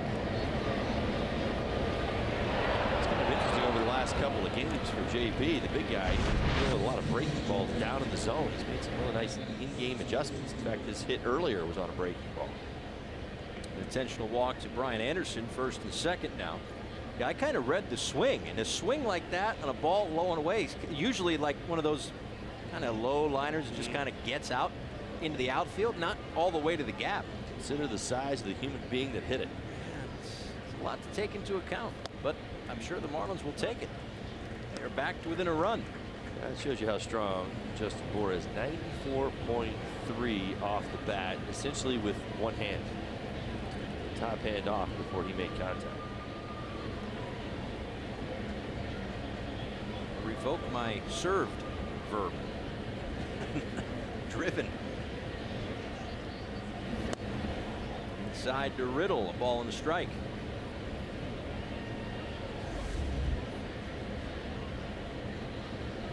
It's set down 14 in a row before the fly ball into the corner. It probably should have been caught by Dexter Fowler. Now a ground ball to short. Munoz on the backhand. Gets Riddle by a step over at first, but the Marlins get one back on the RBI double from Justin Bohr. It's a one-run game here in the middle of the 6th.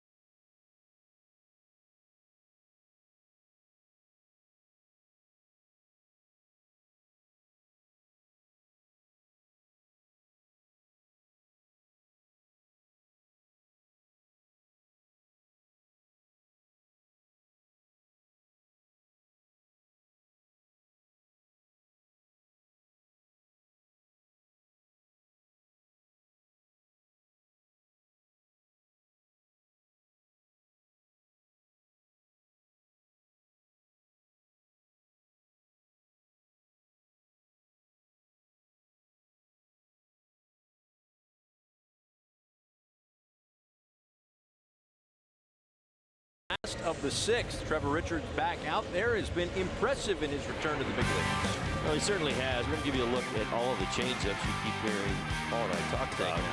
Great movement, great run. And you see the depth, even able to get away with it right down the middle of the plate. So good stuff.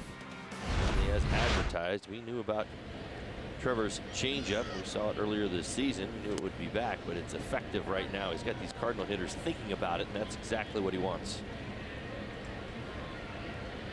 The only blemish, a 2-run home run in the first inning.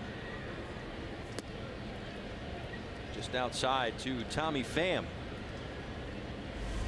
Pham singled and scored in the first on that home run and grounded out in the third inning. It's Pham, Martinez, and Ozuna here in the sixth.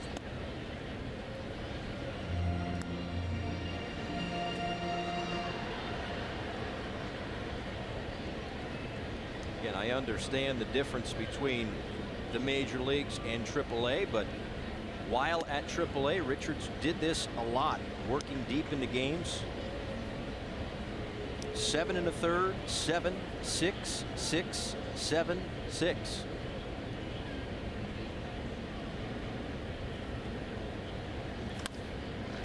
But a base hit to lead off the sixth. Second of the day for Tommy Pham. FPL is proud to support our first responders in good weather and bad. See how at FPL.com.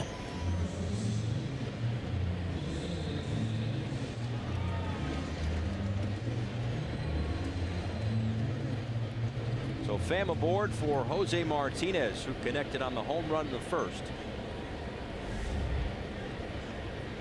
Into the Marlins bullpen. Juan Nieves comes out to talk with Trevor Richards. Yeah, this is a good meeting. Back to that first inning. It was the Pham single that led to the Martinez home run. Again, talk about getting ahead of hitters. Saw what happened with Pham. Fell behind 3-1 to get a predictable count and the fastball coming. Pham all over it, hit it hard to center field. So Martinez stepping into the box here in the sixth. Juan Nieves does not want to see that happen again. Go out there and talk a little sequencing. Bad Ziegler up in the Marlins bullpen.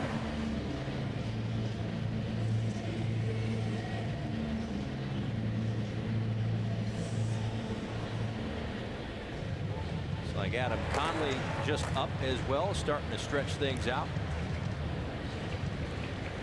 So a righty and a lefty up with one on and nobody out here in the sixth inning.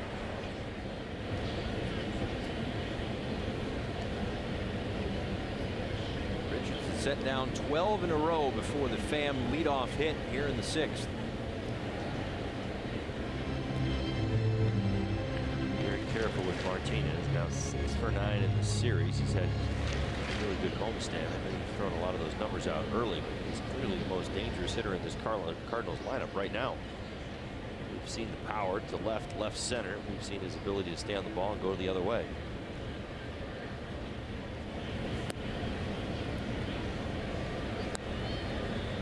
Now it's a small sample size, 15 at bats, but the batting average against jumps up to 467, third time through the lineup.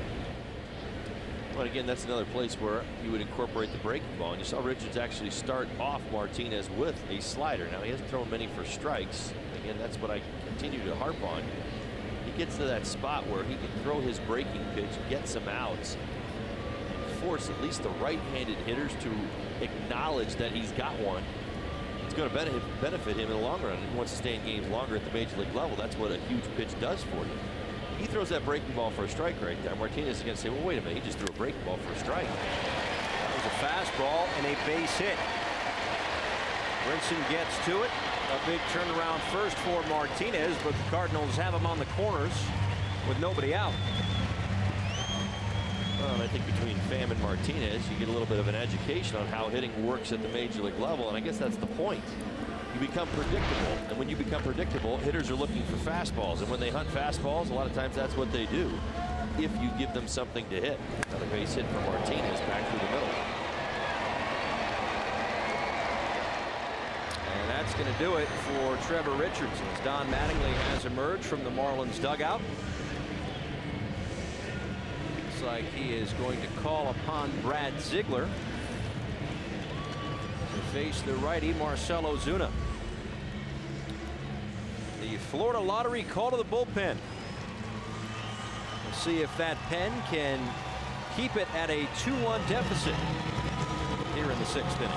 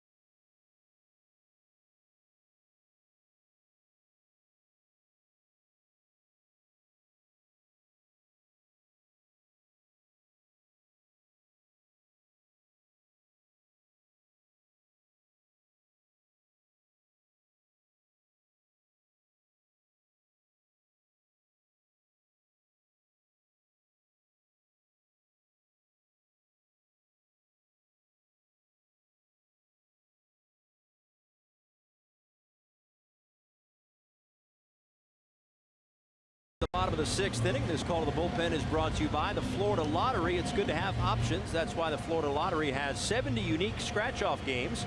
So add a little play to your day with these new games. The Florida Lottery, it's your ticket. Claim it. Must be 18 or older to play. Play responsibly. So the day is done for Trevor Richards. The line not officially complete at the moment. 5 innings, 7 hits, 2 runs. No walks, which is good, and 4 strikeouts, but the runners on 1st and 3rd, his responsibility.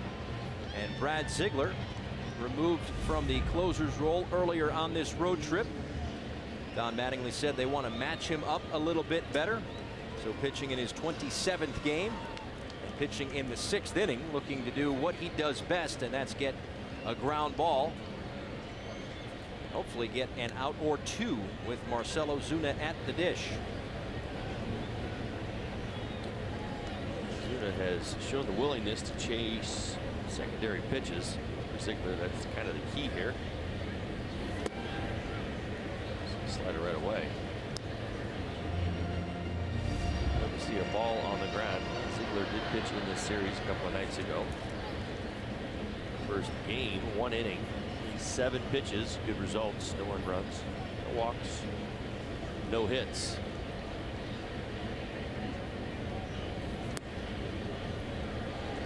Doesn't chase. 2 balls and no strikes.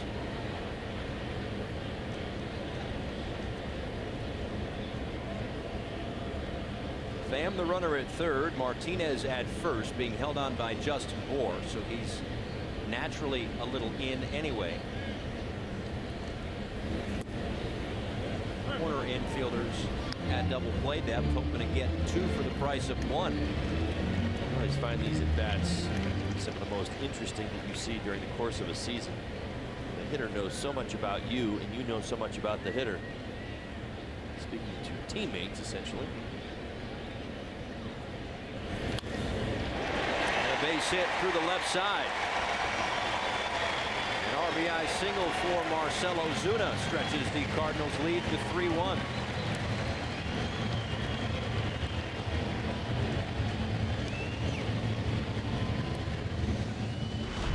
One thing Marcell Ozuna has always been able to do in his career is go out and cover the outer 3rd, even pull the outer 3rd. That's exactly what he does here. You see that top half kind of get out over his front side, but able to drop the barrel into the zone.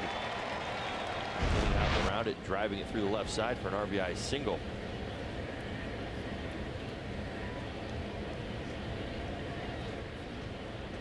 So still 2 on. Here is Dexter Fowler. To Bour at 1st.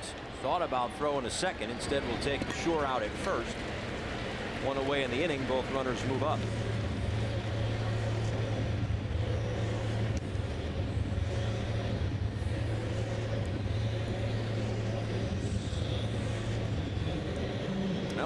come in out of the bullpen, gotten a couple of ground balls, one through the left side of the infield and the other to Moore at first, and that will bring the infield in.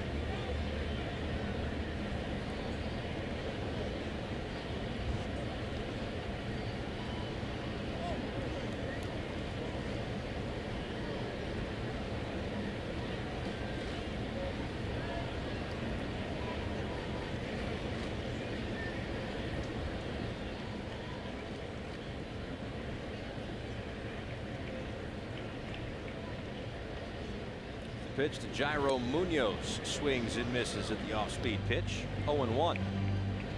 Munoz is 0 for 2 this afternoon. Now, if you're the base runner at third,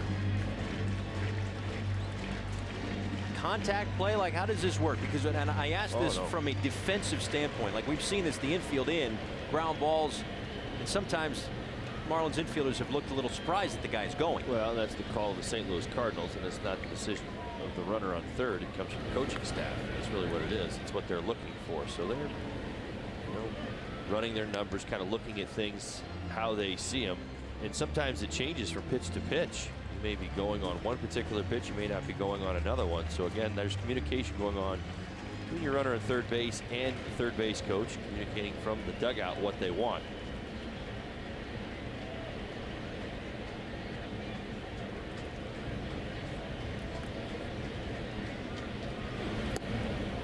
Ball and 2 strikes to Munoz. Munoz has chased a couple of sliders. Almost bet that St. Louis Cardinals are not going on contact. Here going on is the ball through the infield.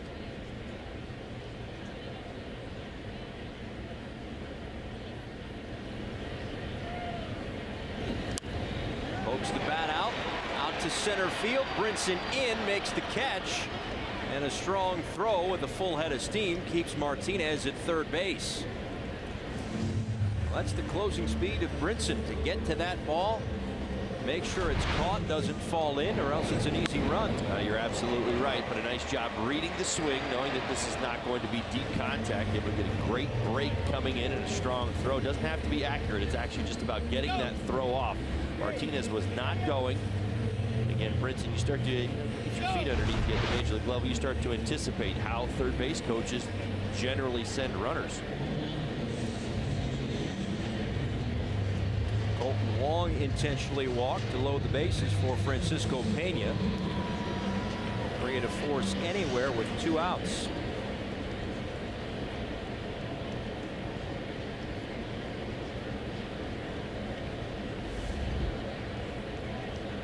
Ziegler came in with a couple of runners aboard. Then on the corners, 1 run is in. If he can get out of it with just that, I think the Marlins would be fairly satisfied. There's a strike to Pena, 0-1.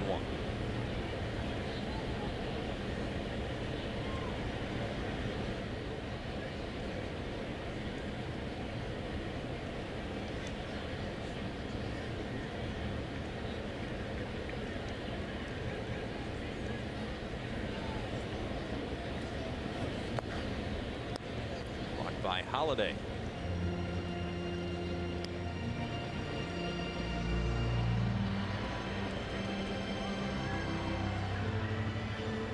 Brad Ziegler from Missouri, went to high school in Odessa, Missouri, Missouri State University.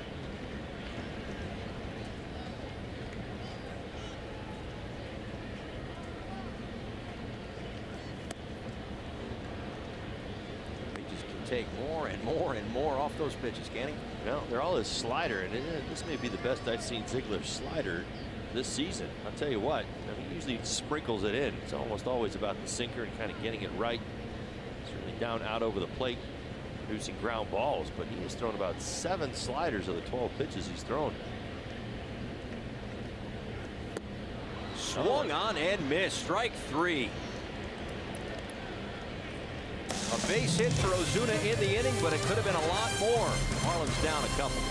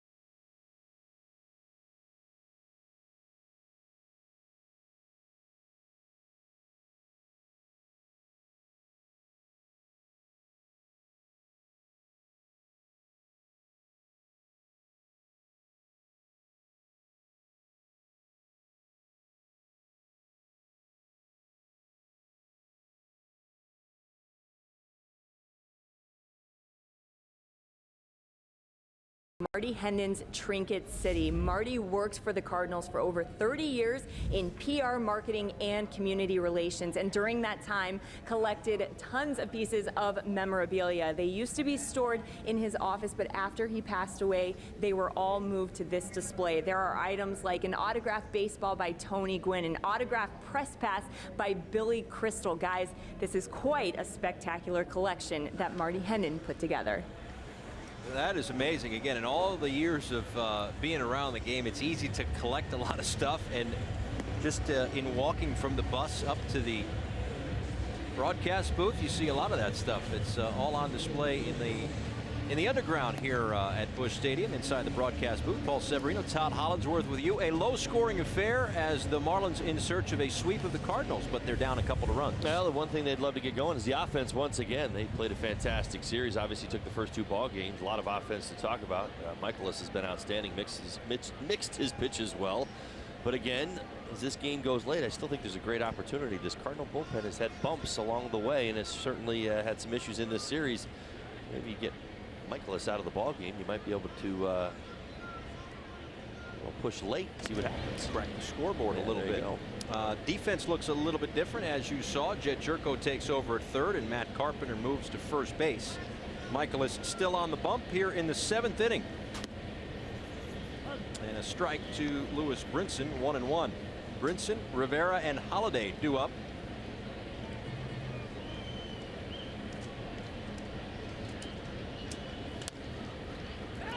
Right side, Carpenter flips to Michaelis, foot race, out at first.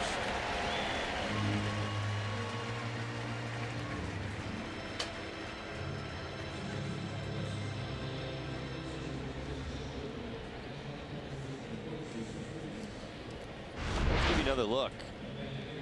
Brinson's got a pretty good jump out of the box. Michaelis head start, beat him by a step.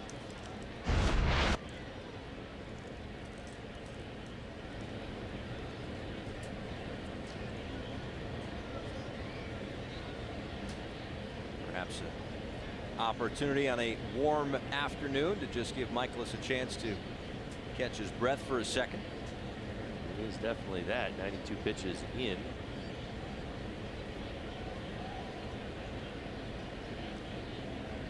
So now Yadiel Rivera getting the start at third this afternoon. A couple of ground outs today. Again, Marlins in striking distance right now. They can figure out a way to get Michaelis out of the game and get into that bullpen. Even though you're running out of outs at this point, just 8 left.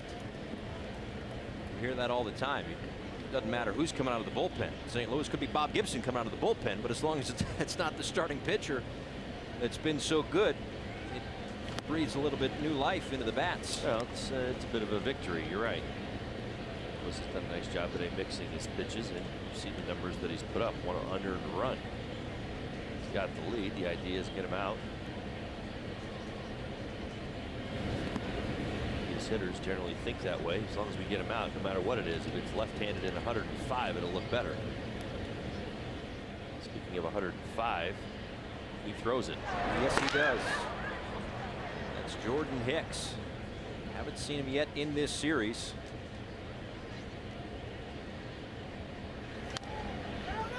Once again, Carpenter. This time will take it himself, and there are 2 outs.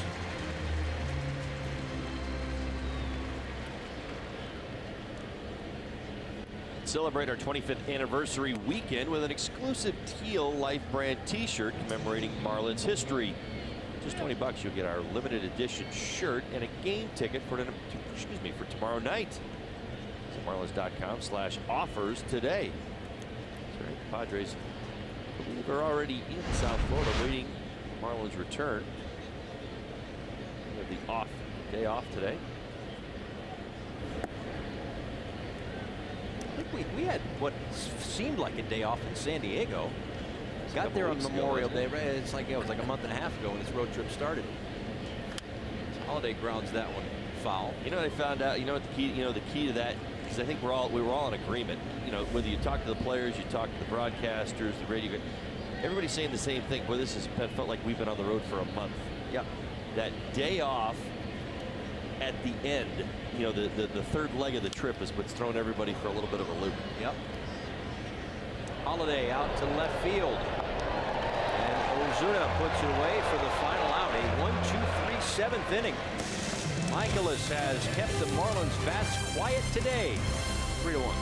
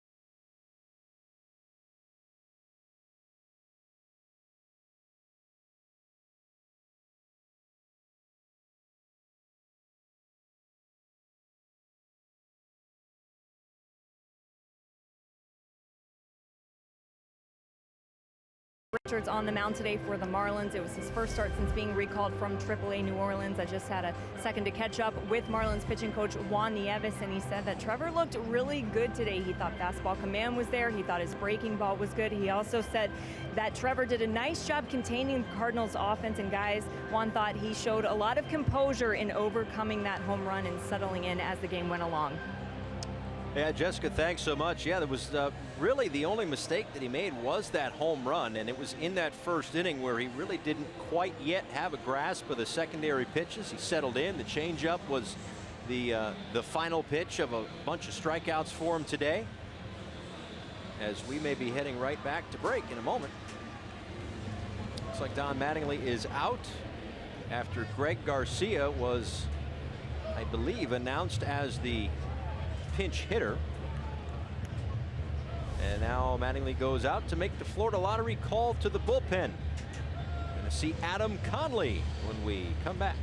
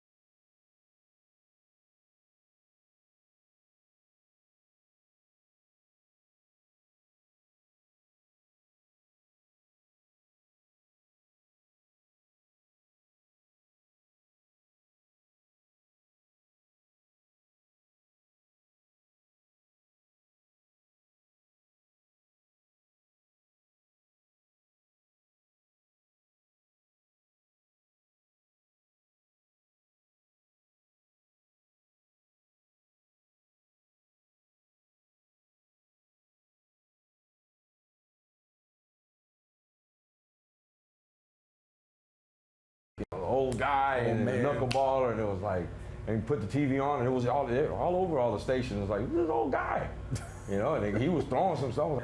Oh, just and like nothing too, striking people out, striking them all out. Yeah. He won the first game, didn't they? Yeah. Tales from the chair with the official barber of the Marlins, Juice, all part of 25th anniversary weekend, which starts, I think, as soon as our plane lands later tonight, Miami, unofficially. But yes, from 93 to 2018, all the great moments in Marlins history, the 2 championship seasons, the inaugural season, 1993, and all the great moments in between, as Adam Conley is in out of the bullpen. He'll face Luke Voigt, not Greg Garcia, and that's why there was that delay. Garcia was announced, and as soon as that happened, Don Mattingly decided to go to the lefty.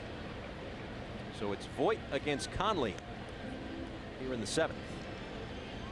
Conley's done a fantastic job. Allowed just 1 earned run, 7 1/3 innings of work over 6 games, 10 strikeouts. Good stuff. In fact, his last 3 appearances, he's racked up 7 strikeouts.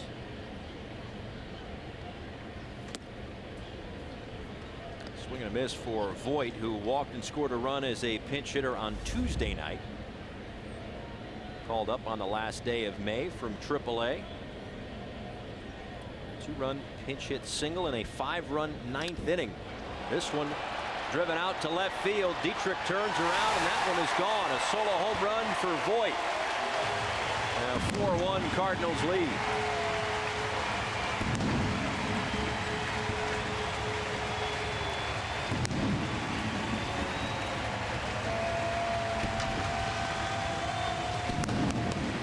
Voigt, a very good pinch hitter. Career .324 average coming in. Jumped all over that fastball. Fell victim to the changeup the pitch before. Definitely was sitting on the heater.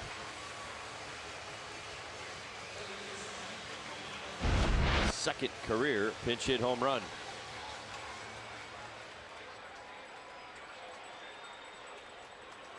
First homer allowed this year for Adam Conley.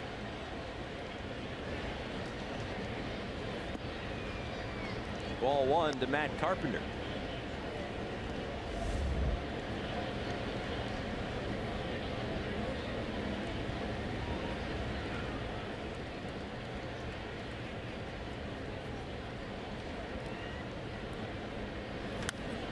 Line just out of the reach of Castro, and a base hit.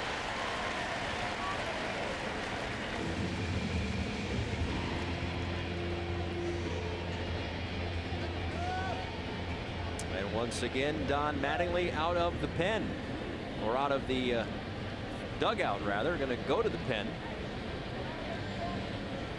And this might be the major league debut of Ben Mayer.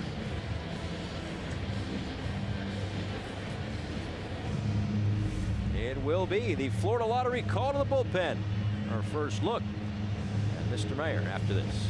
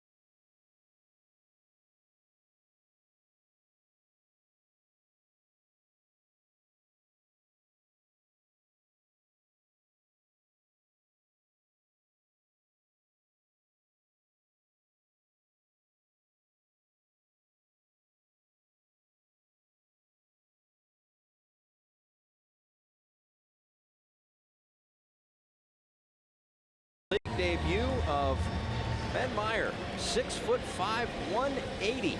29th round pick of the Marlins back in 2015. Called up the other day from AAA New Orleans. 10 starts down in New Orleans, 3-4 with a 4.09 ERA. Here working out of the bullpen and trying to keep this at a 4-1 deficit. His first pitch to Tommy Pham is in there for a called strike.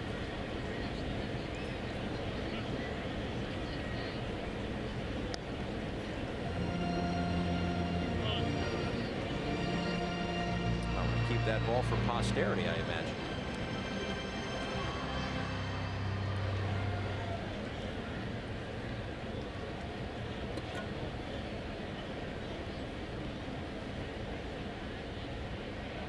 Carpenter away from first. Here's the pitch.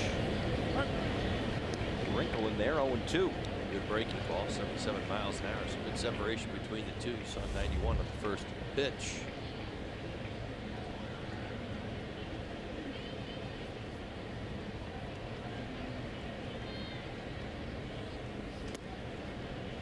'91 upstairs, and it's 1-2. Time for the Toyota Trend. 43 runs scored for Tommy Pham in the top 3 in the National League. Ozzie Albies and Charlie Blackmon tops in the league. That's the thing about Pham, when he's going right, and a little bit of a scuffle right now. He's certainly potential to be one of the leaders on this club, at least in the offensive side of things. NL leader in runs scored, 4th, as we mentioned, 3rd now. He's got 6 3-hit games, 8th in stolen bases, or 8 stolen bases, I should say, but leading the club in home runs. As we talked about earlier in the ball game, as this team is not quite at full strength,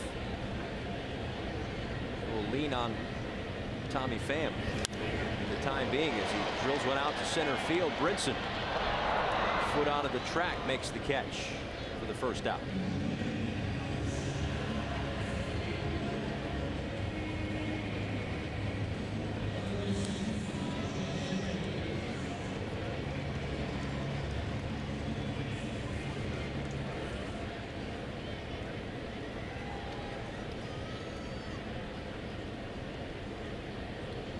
Here's Jed Jerko.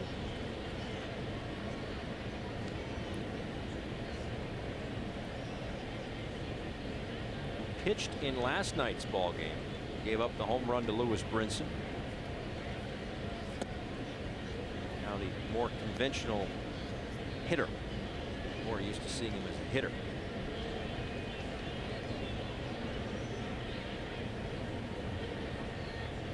Again, Brinson ain't giving that one back. They all count.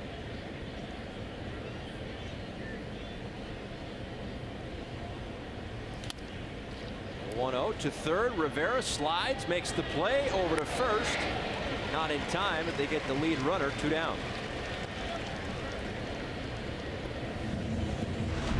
The infield defense has been outstanding this series for the Marlins. Nice job by Rivera. Boy, you can play him just about anywhere on the infield. He is going to give you great defense. Nice play right there. Nearly turning 2.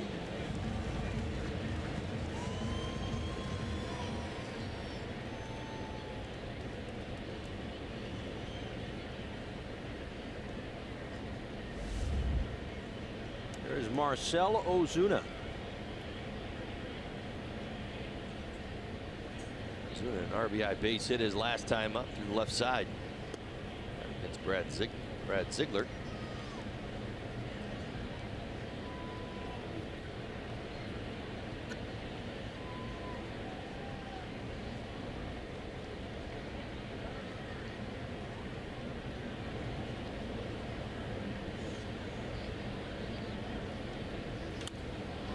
Ozuna down the line, but that one will hook foul.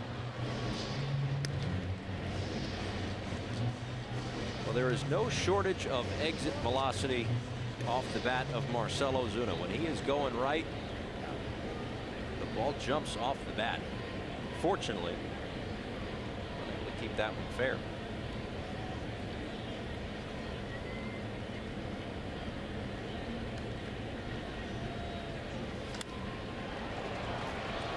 to center field. A long run for Brinson, who is able to track that one down and slams into the wall. That's out number 3 in the 7th. A jolt out to left center field, but Brinson able to get there and make the play. But it's a 4-1 deficit for the Marlins.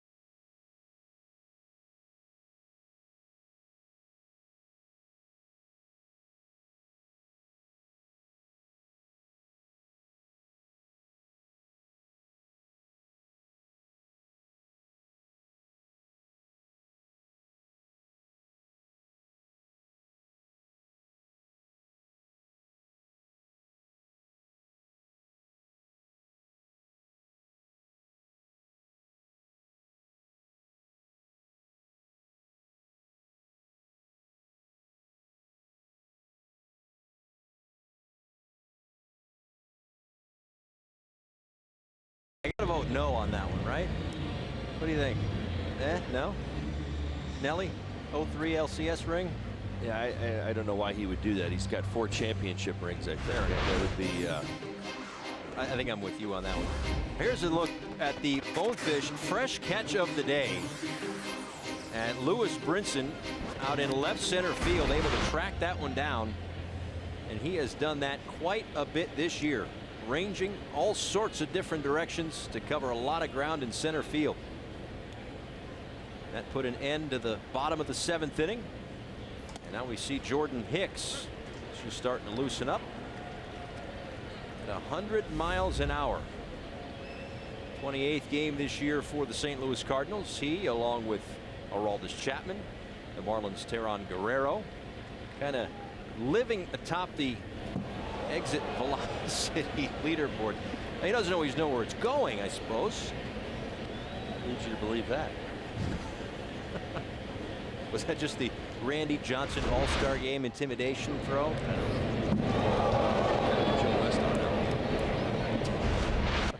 Man.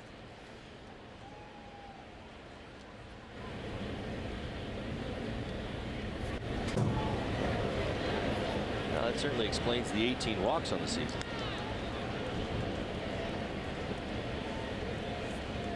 Yeah, it was so interesting. You know, Guerrero, what was the number? 101? I think it was 102. Had the hardest pitch for about a half a second, right? Yep. Hicks, almost like it was a competition. It was like about 12 hours, 16 hours later, he hit 105.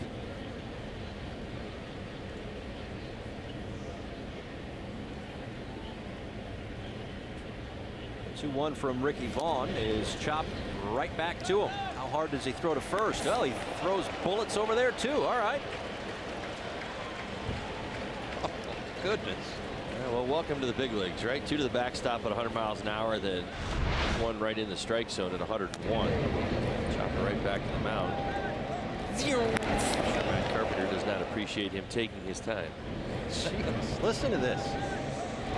That's the definition of step and throw, isn't it? Hey, that's what you hear in the bullpen when there's the acoustics that really let it echo.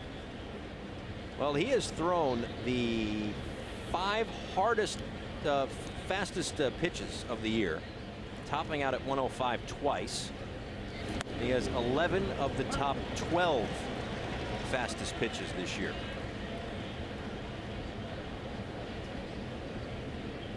I mean, all you see is Chapman Hicks, Chapman Hicks, Chapman Hicks, all the way down.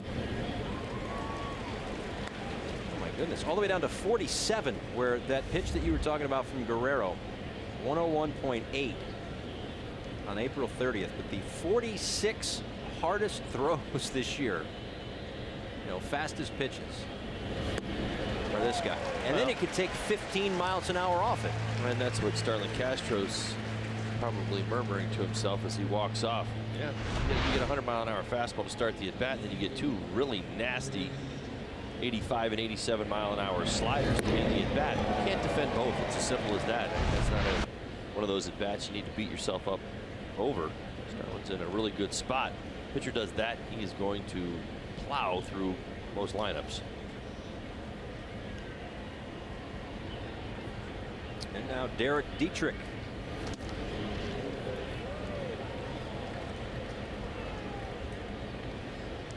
Now, at what mile per hour-ish is there a real difference? Right, because I've heard that major leaguers can time a bullet. Can you tell the difference between 95 and 97, yes. 97, 99? Absolutely, right about there. That's pretty much the threshold. I mean, listen, 95 to 97 is in a class, you know, all alone, but there is definitely that next level, which is 97 plus. And at that point in time, you're basically committed 100% to sitting on the fastball. It's really all you can defend.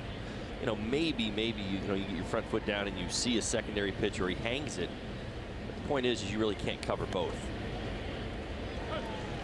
Right now, Dietrich's thinking nothing but fastball in the zone. That's what he is going to really go after. He throws a breaking ball. There's almost really no way for him to even do anything with a slider. Now, occasionally you'll see a guy swing at a fastball, what he thinks is a fastball, and actually hit a slider. That's called getting lucky. Hicks is not the guy to do that against.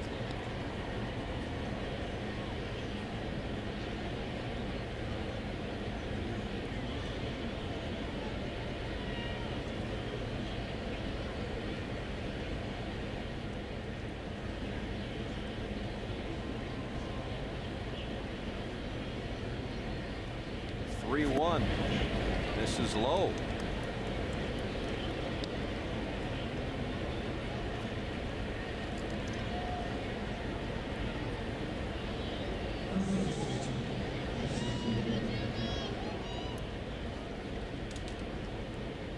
That'll bring up Justin Bohr.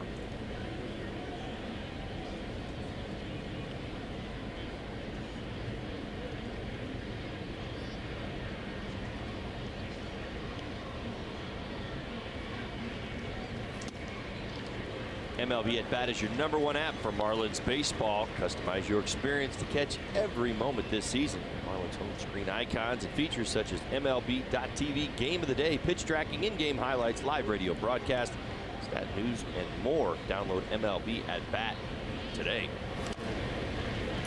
Moore with a slow roller to third, and Jerko can't come up with it. 2 on, 2 out after the infield single.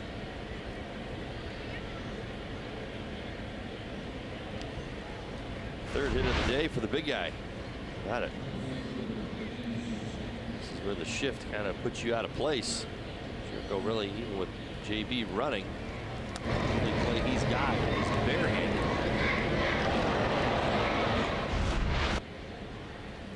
That will bring the tying run to the plate in the form of Brian Anderson.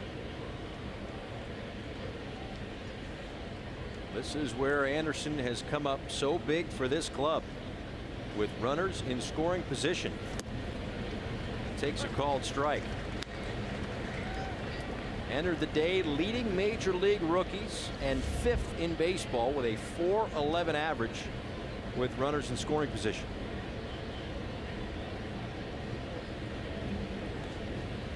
He has a hit today. He's also reached on an intentional walk. 0-2.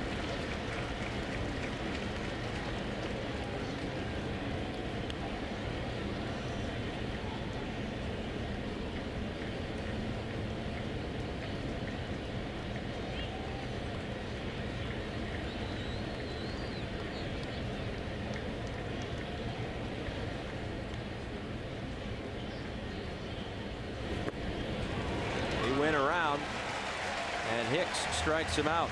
A couple of strikeouts in the inning for the Fireballer. Marlins leave a pair. They trail it by 3.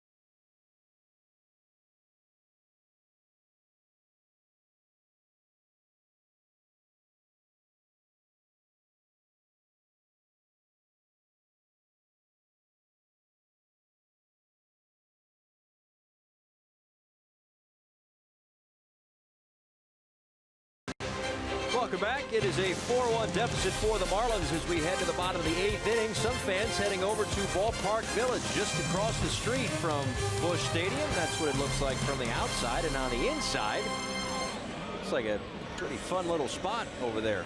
This is all part of what they've done to kind of build up around Busch Stadium 3, which is in the same general vicinity as the previous Busch Stadium, just kind of essentially pivoted on the left field foul pole, which used to be the right field foul pole at the old ballpark. But a fun area around the ballpark here in St. Louis. Beautiful backdrop. Downtown St. Louis, the Gateway Arch, and the banks of the mighty Mississippi. Teheran Guerrero takes over. That ERA has gone up a bit. Last couple of appearances. Last time out, 3 earned runs in Arizona. First appearance here in St. Louis. 36 strikeouts on the season, 26 innings of work. 10th in the National League.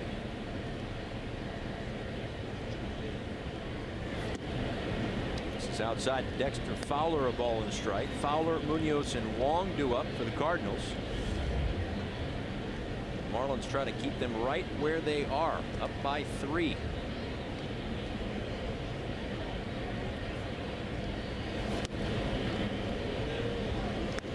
No shortage of velocity with the last 2 pitchers in this ball game. My goodness. Both living around 100 miles an hour. Now you watch Hicks, he looks like he's getting ready to go after it. Like you can almost see it in his eye. Watch Guerrero, he is much smoother delivery and the ball out of hand. So by definition, you'd say it's an easy 100 miles an hour. Hicks appears to be have a little bit more effort behind max it. effort. Makes any sense. Right. You can see Guerrero working on that slider. We've seen actually, I believe was some form of a changeup a couple of pitches ago.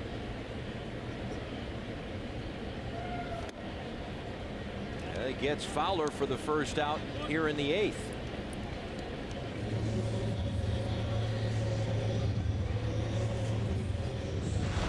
Talk about sequencing a lot. Sometimes see it from the hitter's perspective, but from Guerrero, you know, even this at bat right here, which featured 5 pitches, a pitch at 94 miles an hour, which I would guess is a changeup. I have not seen that out of his hand. Typically he's 98 to 101, 102. Saw the slider. Tell that he is definitely kind of processing what it's like to pitch at the major league level. Not just throw. We saw a little bit of that early on, kind of that reach back and pump it by major league hitters. Well, speaking to some of the struggles, I think the word's gotten out that secondary stuff has got to be worked on. First pitch slider to Munoz.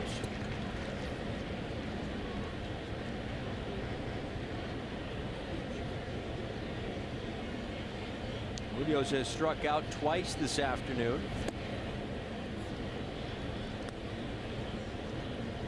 Both by Trevor Richards, who started this ball game, went the first 5, gave up 6 hits, 3 earned. Didn't walk anybody. Again, the 4 Ks for him. His first big league start since the 25th of April against the Dodgers. After him, Brad Ziegler got out of some trouble in the 6th inning. Did give up a run, but for the most part kept the Cardinals at bay. Could have been a lot worse as he came in with 2 on and nobody out. 1 run scored. That was charged to Richards. Gave up a hit, a walk, and a strikeout in his inning of work. And Conley faced 2 batters, gave up a home run and a hit. Ben Mayer, a clean inning for his first big league frame, as this one is line foul down the right field line. 2-2. And now Guerrero, the 5th pitcher of the afternoon for the Miami Marlins.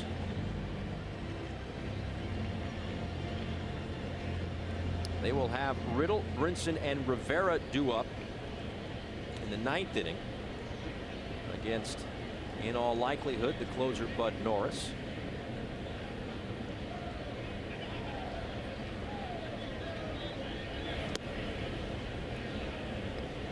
Marlins also have Maben, Real Muto, and Rojas still on their bench. There's Norris loosening up.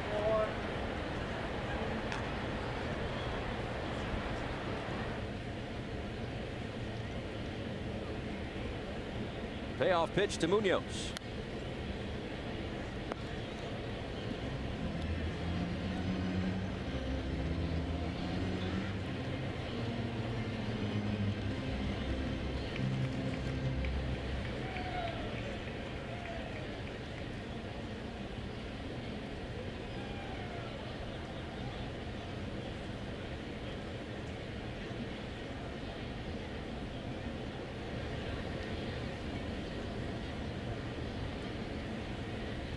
And again, a 3-2 pitch. Right field line into the seats. We'll see one more.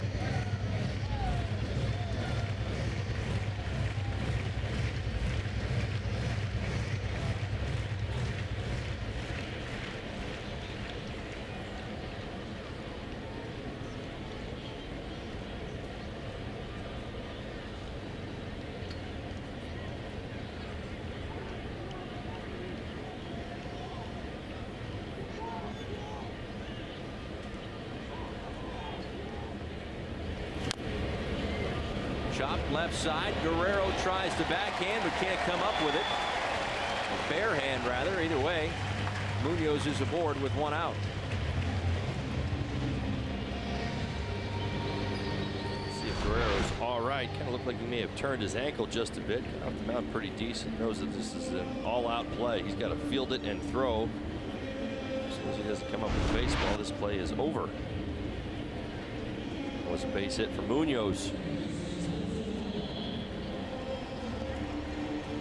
Guerrero again stands at 6'8", so when he bends over, there's a long way to go to pick up the baseball.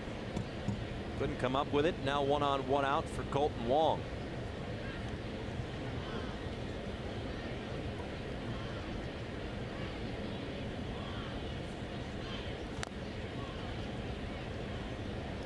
Marlins head back home after this one, a 7-game homestand, 3 with the Padres, 25th anniversary weekend, and the Giants come to town. First look at San Francisco in 2018. That's a Monday through Thursday 4-game series. Cardinals are off to Cincinnati. The Reds currently in the bottom of the 9th inning, 2 on 2 out, trailing the Rockies by a run.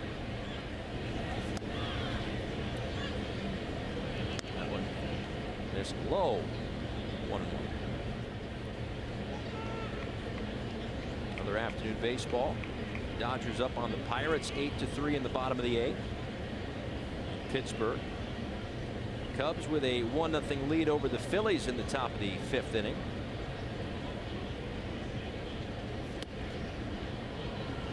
Minnesota Twins 7-2 winner over the White Sox this afternoon. The only other final, the rest night games, a slightly abbreviated schedule. 10 games around Major League Baseball on this Thursday.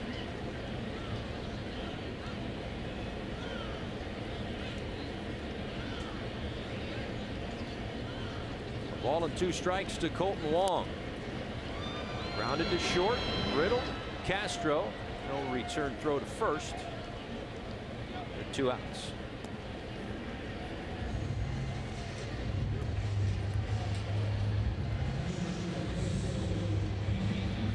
That's a pretty good example of what Guerrero's able to accomplish. Able to pick up that second strike on a slider in 98. Pretty close to down the middle of the plate. Able to jam Colton Wong. Turn the double play.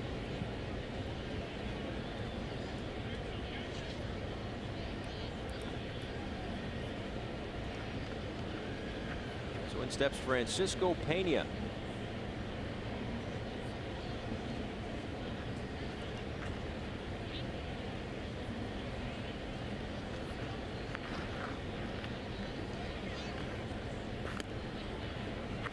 .102 from Guerrero.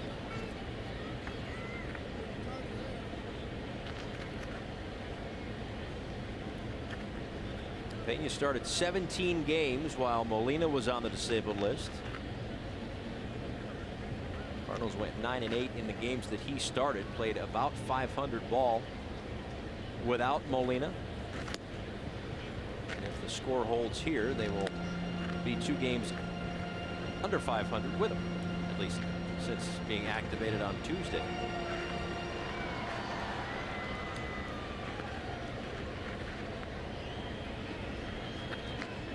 For 1 game, my math is not that good.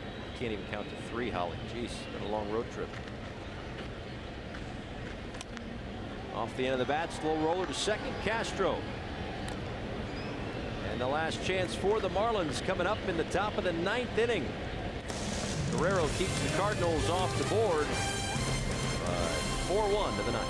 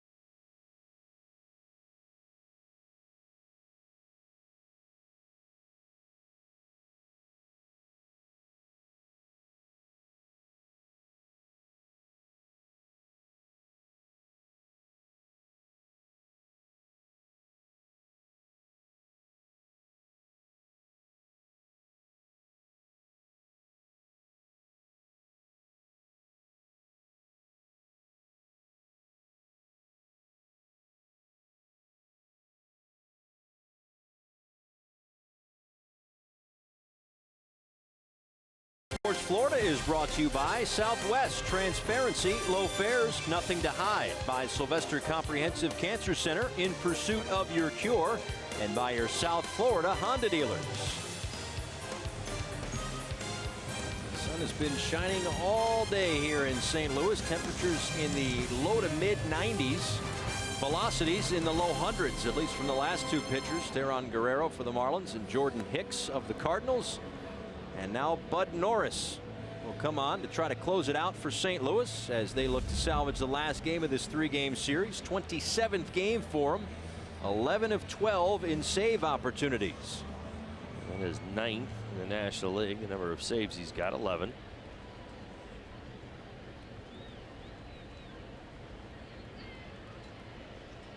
Riddle, Brinson, Rivera due up for the Marlins. Now, one thing that catches your attention with Norris, has not pitched well at Busch Stadium, though. 5.54 ERA, 14 home games. He's pitched much, much better on the road. Last 2 times out, earned runs, a couple of home runs his last 2 appearances, 1 in each game.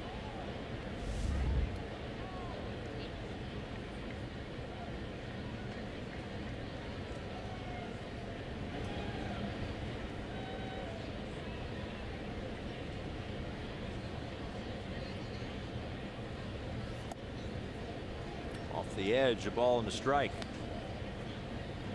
Signed as a free agent on Valentine's Day 2018. 1 year, $3 million deal.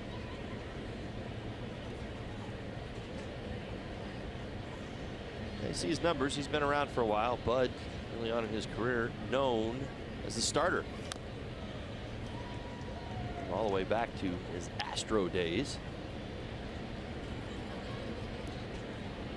He used to be a Cardinal killer back in the day, like when he was pitching, if I remember correctly, anytime he pitched For the Astros? when the Astros were still in the Maybe. NL Central, he used to own them. You might be right. I think I do kind of vaguely remember where you're going with that. If you need me, that's what I'll be looking up. Well, the arsenal has not changed a whole lot, just kind of how he uses it. Four-seam fastball. He'll sink it at times, 94, 95 miles an hour. He's got a cutter as well. That's his main go-to pitch.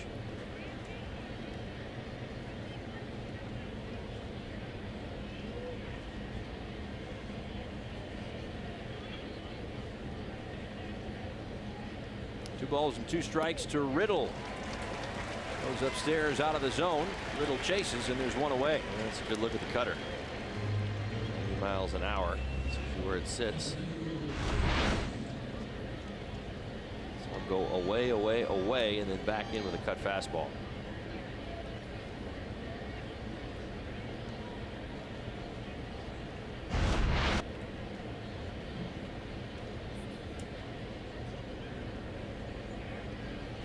The 1 out for Lewis Brinson.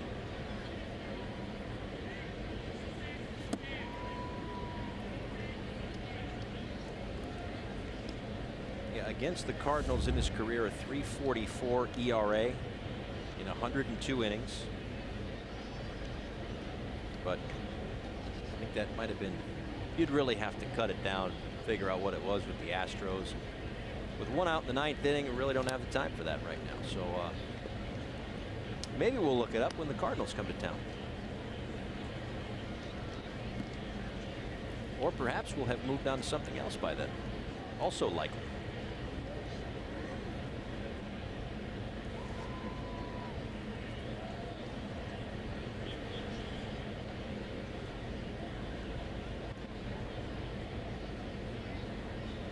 Cardinals will be in Miami August 6th, 7th, and 8th.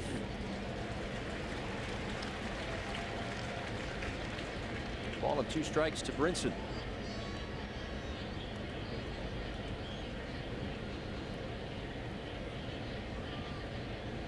Originally a 6th round pick of the Houston Astros back in 2006.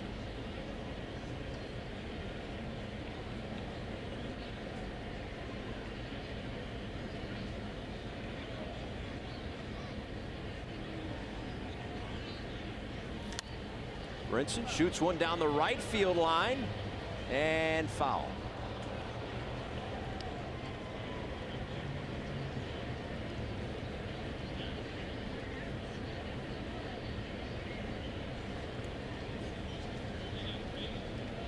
Despite being hitless this afternoon, you watch Brinson's approach, and you see what's going on in that mind. He is definitely making strides. I know whatever happens here in this at bat really doesn't matter. Things that I watch for is the confidence, the ability to find the barrel more consistently, and even on a day like today that doesn't reflect that in the box score, you watch a swing like the one he just took and you say to yourself, yeah, he's starting to figure things out.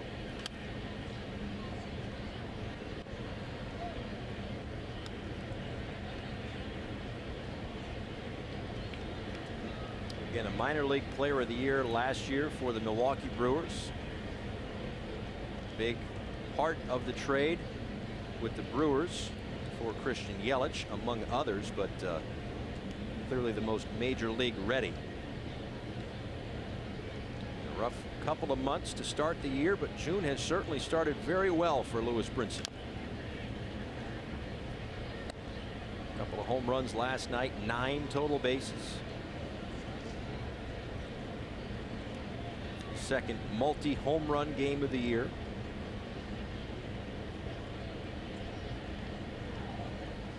With the last 4 games coming into today was 5 for 10 with 3 homers.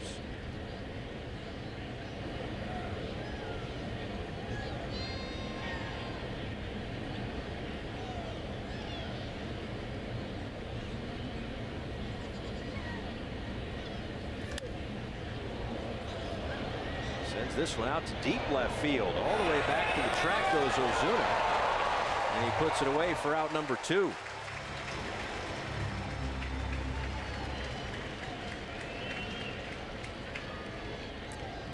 Another great example from Brinson of why he is improving each and every day. Back to what kind of went down in Arizona. Even on the defensive side of things, you could tell that Brinson was really getting frustrated. I'll tell you what, that confidence back. How about even that expectation? And that's what you love to see in a young player. It's a deep fly ball to the warning track, and you come back and say, oh, well, you know, I hit it hard, almost went out. You'd almost kind of sense that little edge as he was coming off the field, like he's angry. It's not good enough. I want more. They're all great signs. Miguel Rojas to pinch hit for Yadiel Rivera with 2 outs in the 9th. Fights the first one off, 0-1.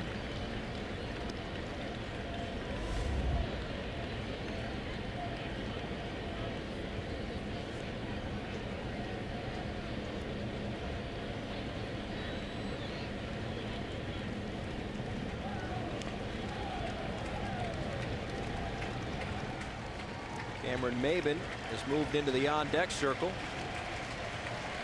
Rojas would just like to keep the line moving. The 0-1. Off the glove of Norris, fielded by Jerko, throws to Carpenter, and that's going to do it. The St. Louis Cardinals pick up a win this afternoon and salvage the last game of this 3-game series. 3-city road trip comes to an end. The Marlins will leave St. Louis with a series victory. Their first since they took 2 of 3 from the New York Mets. A 4-1 defeat this afternoon, however. Marlins Live post-game show coming up after the break. For Todd Hollandsworth and the crew, I'm Paul Severino. Stick around.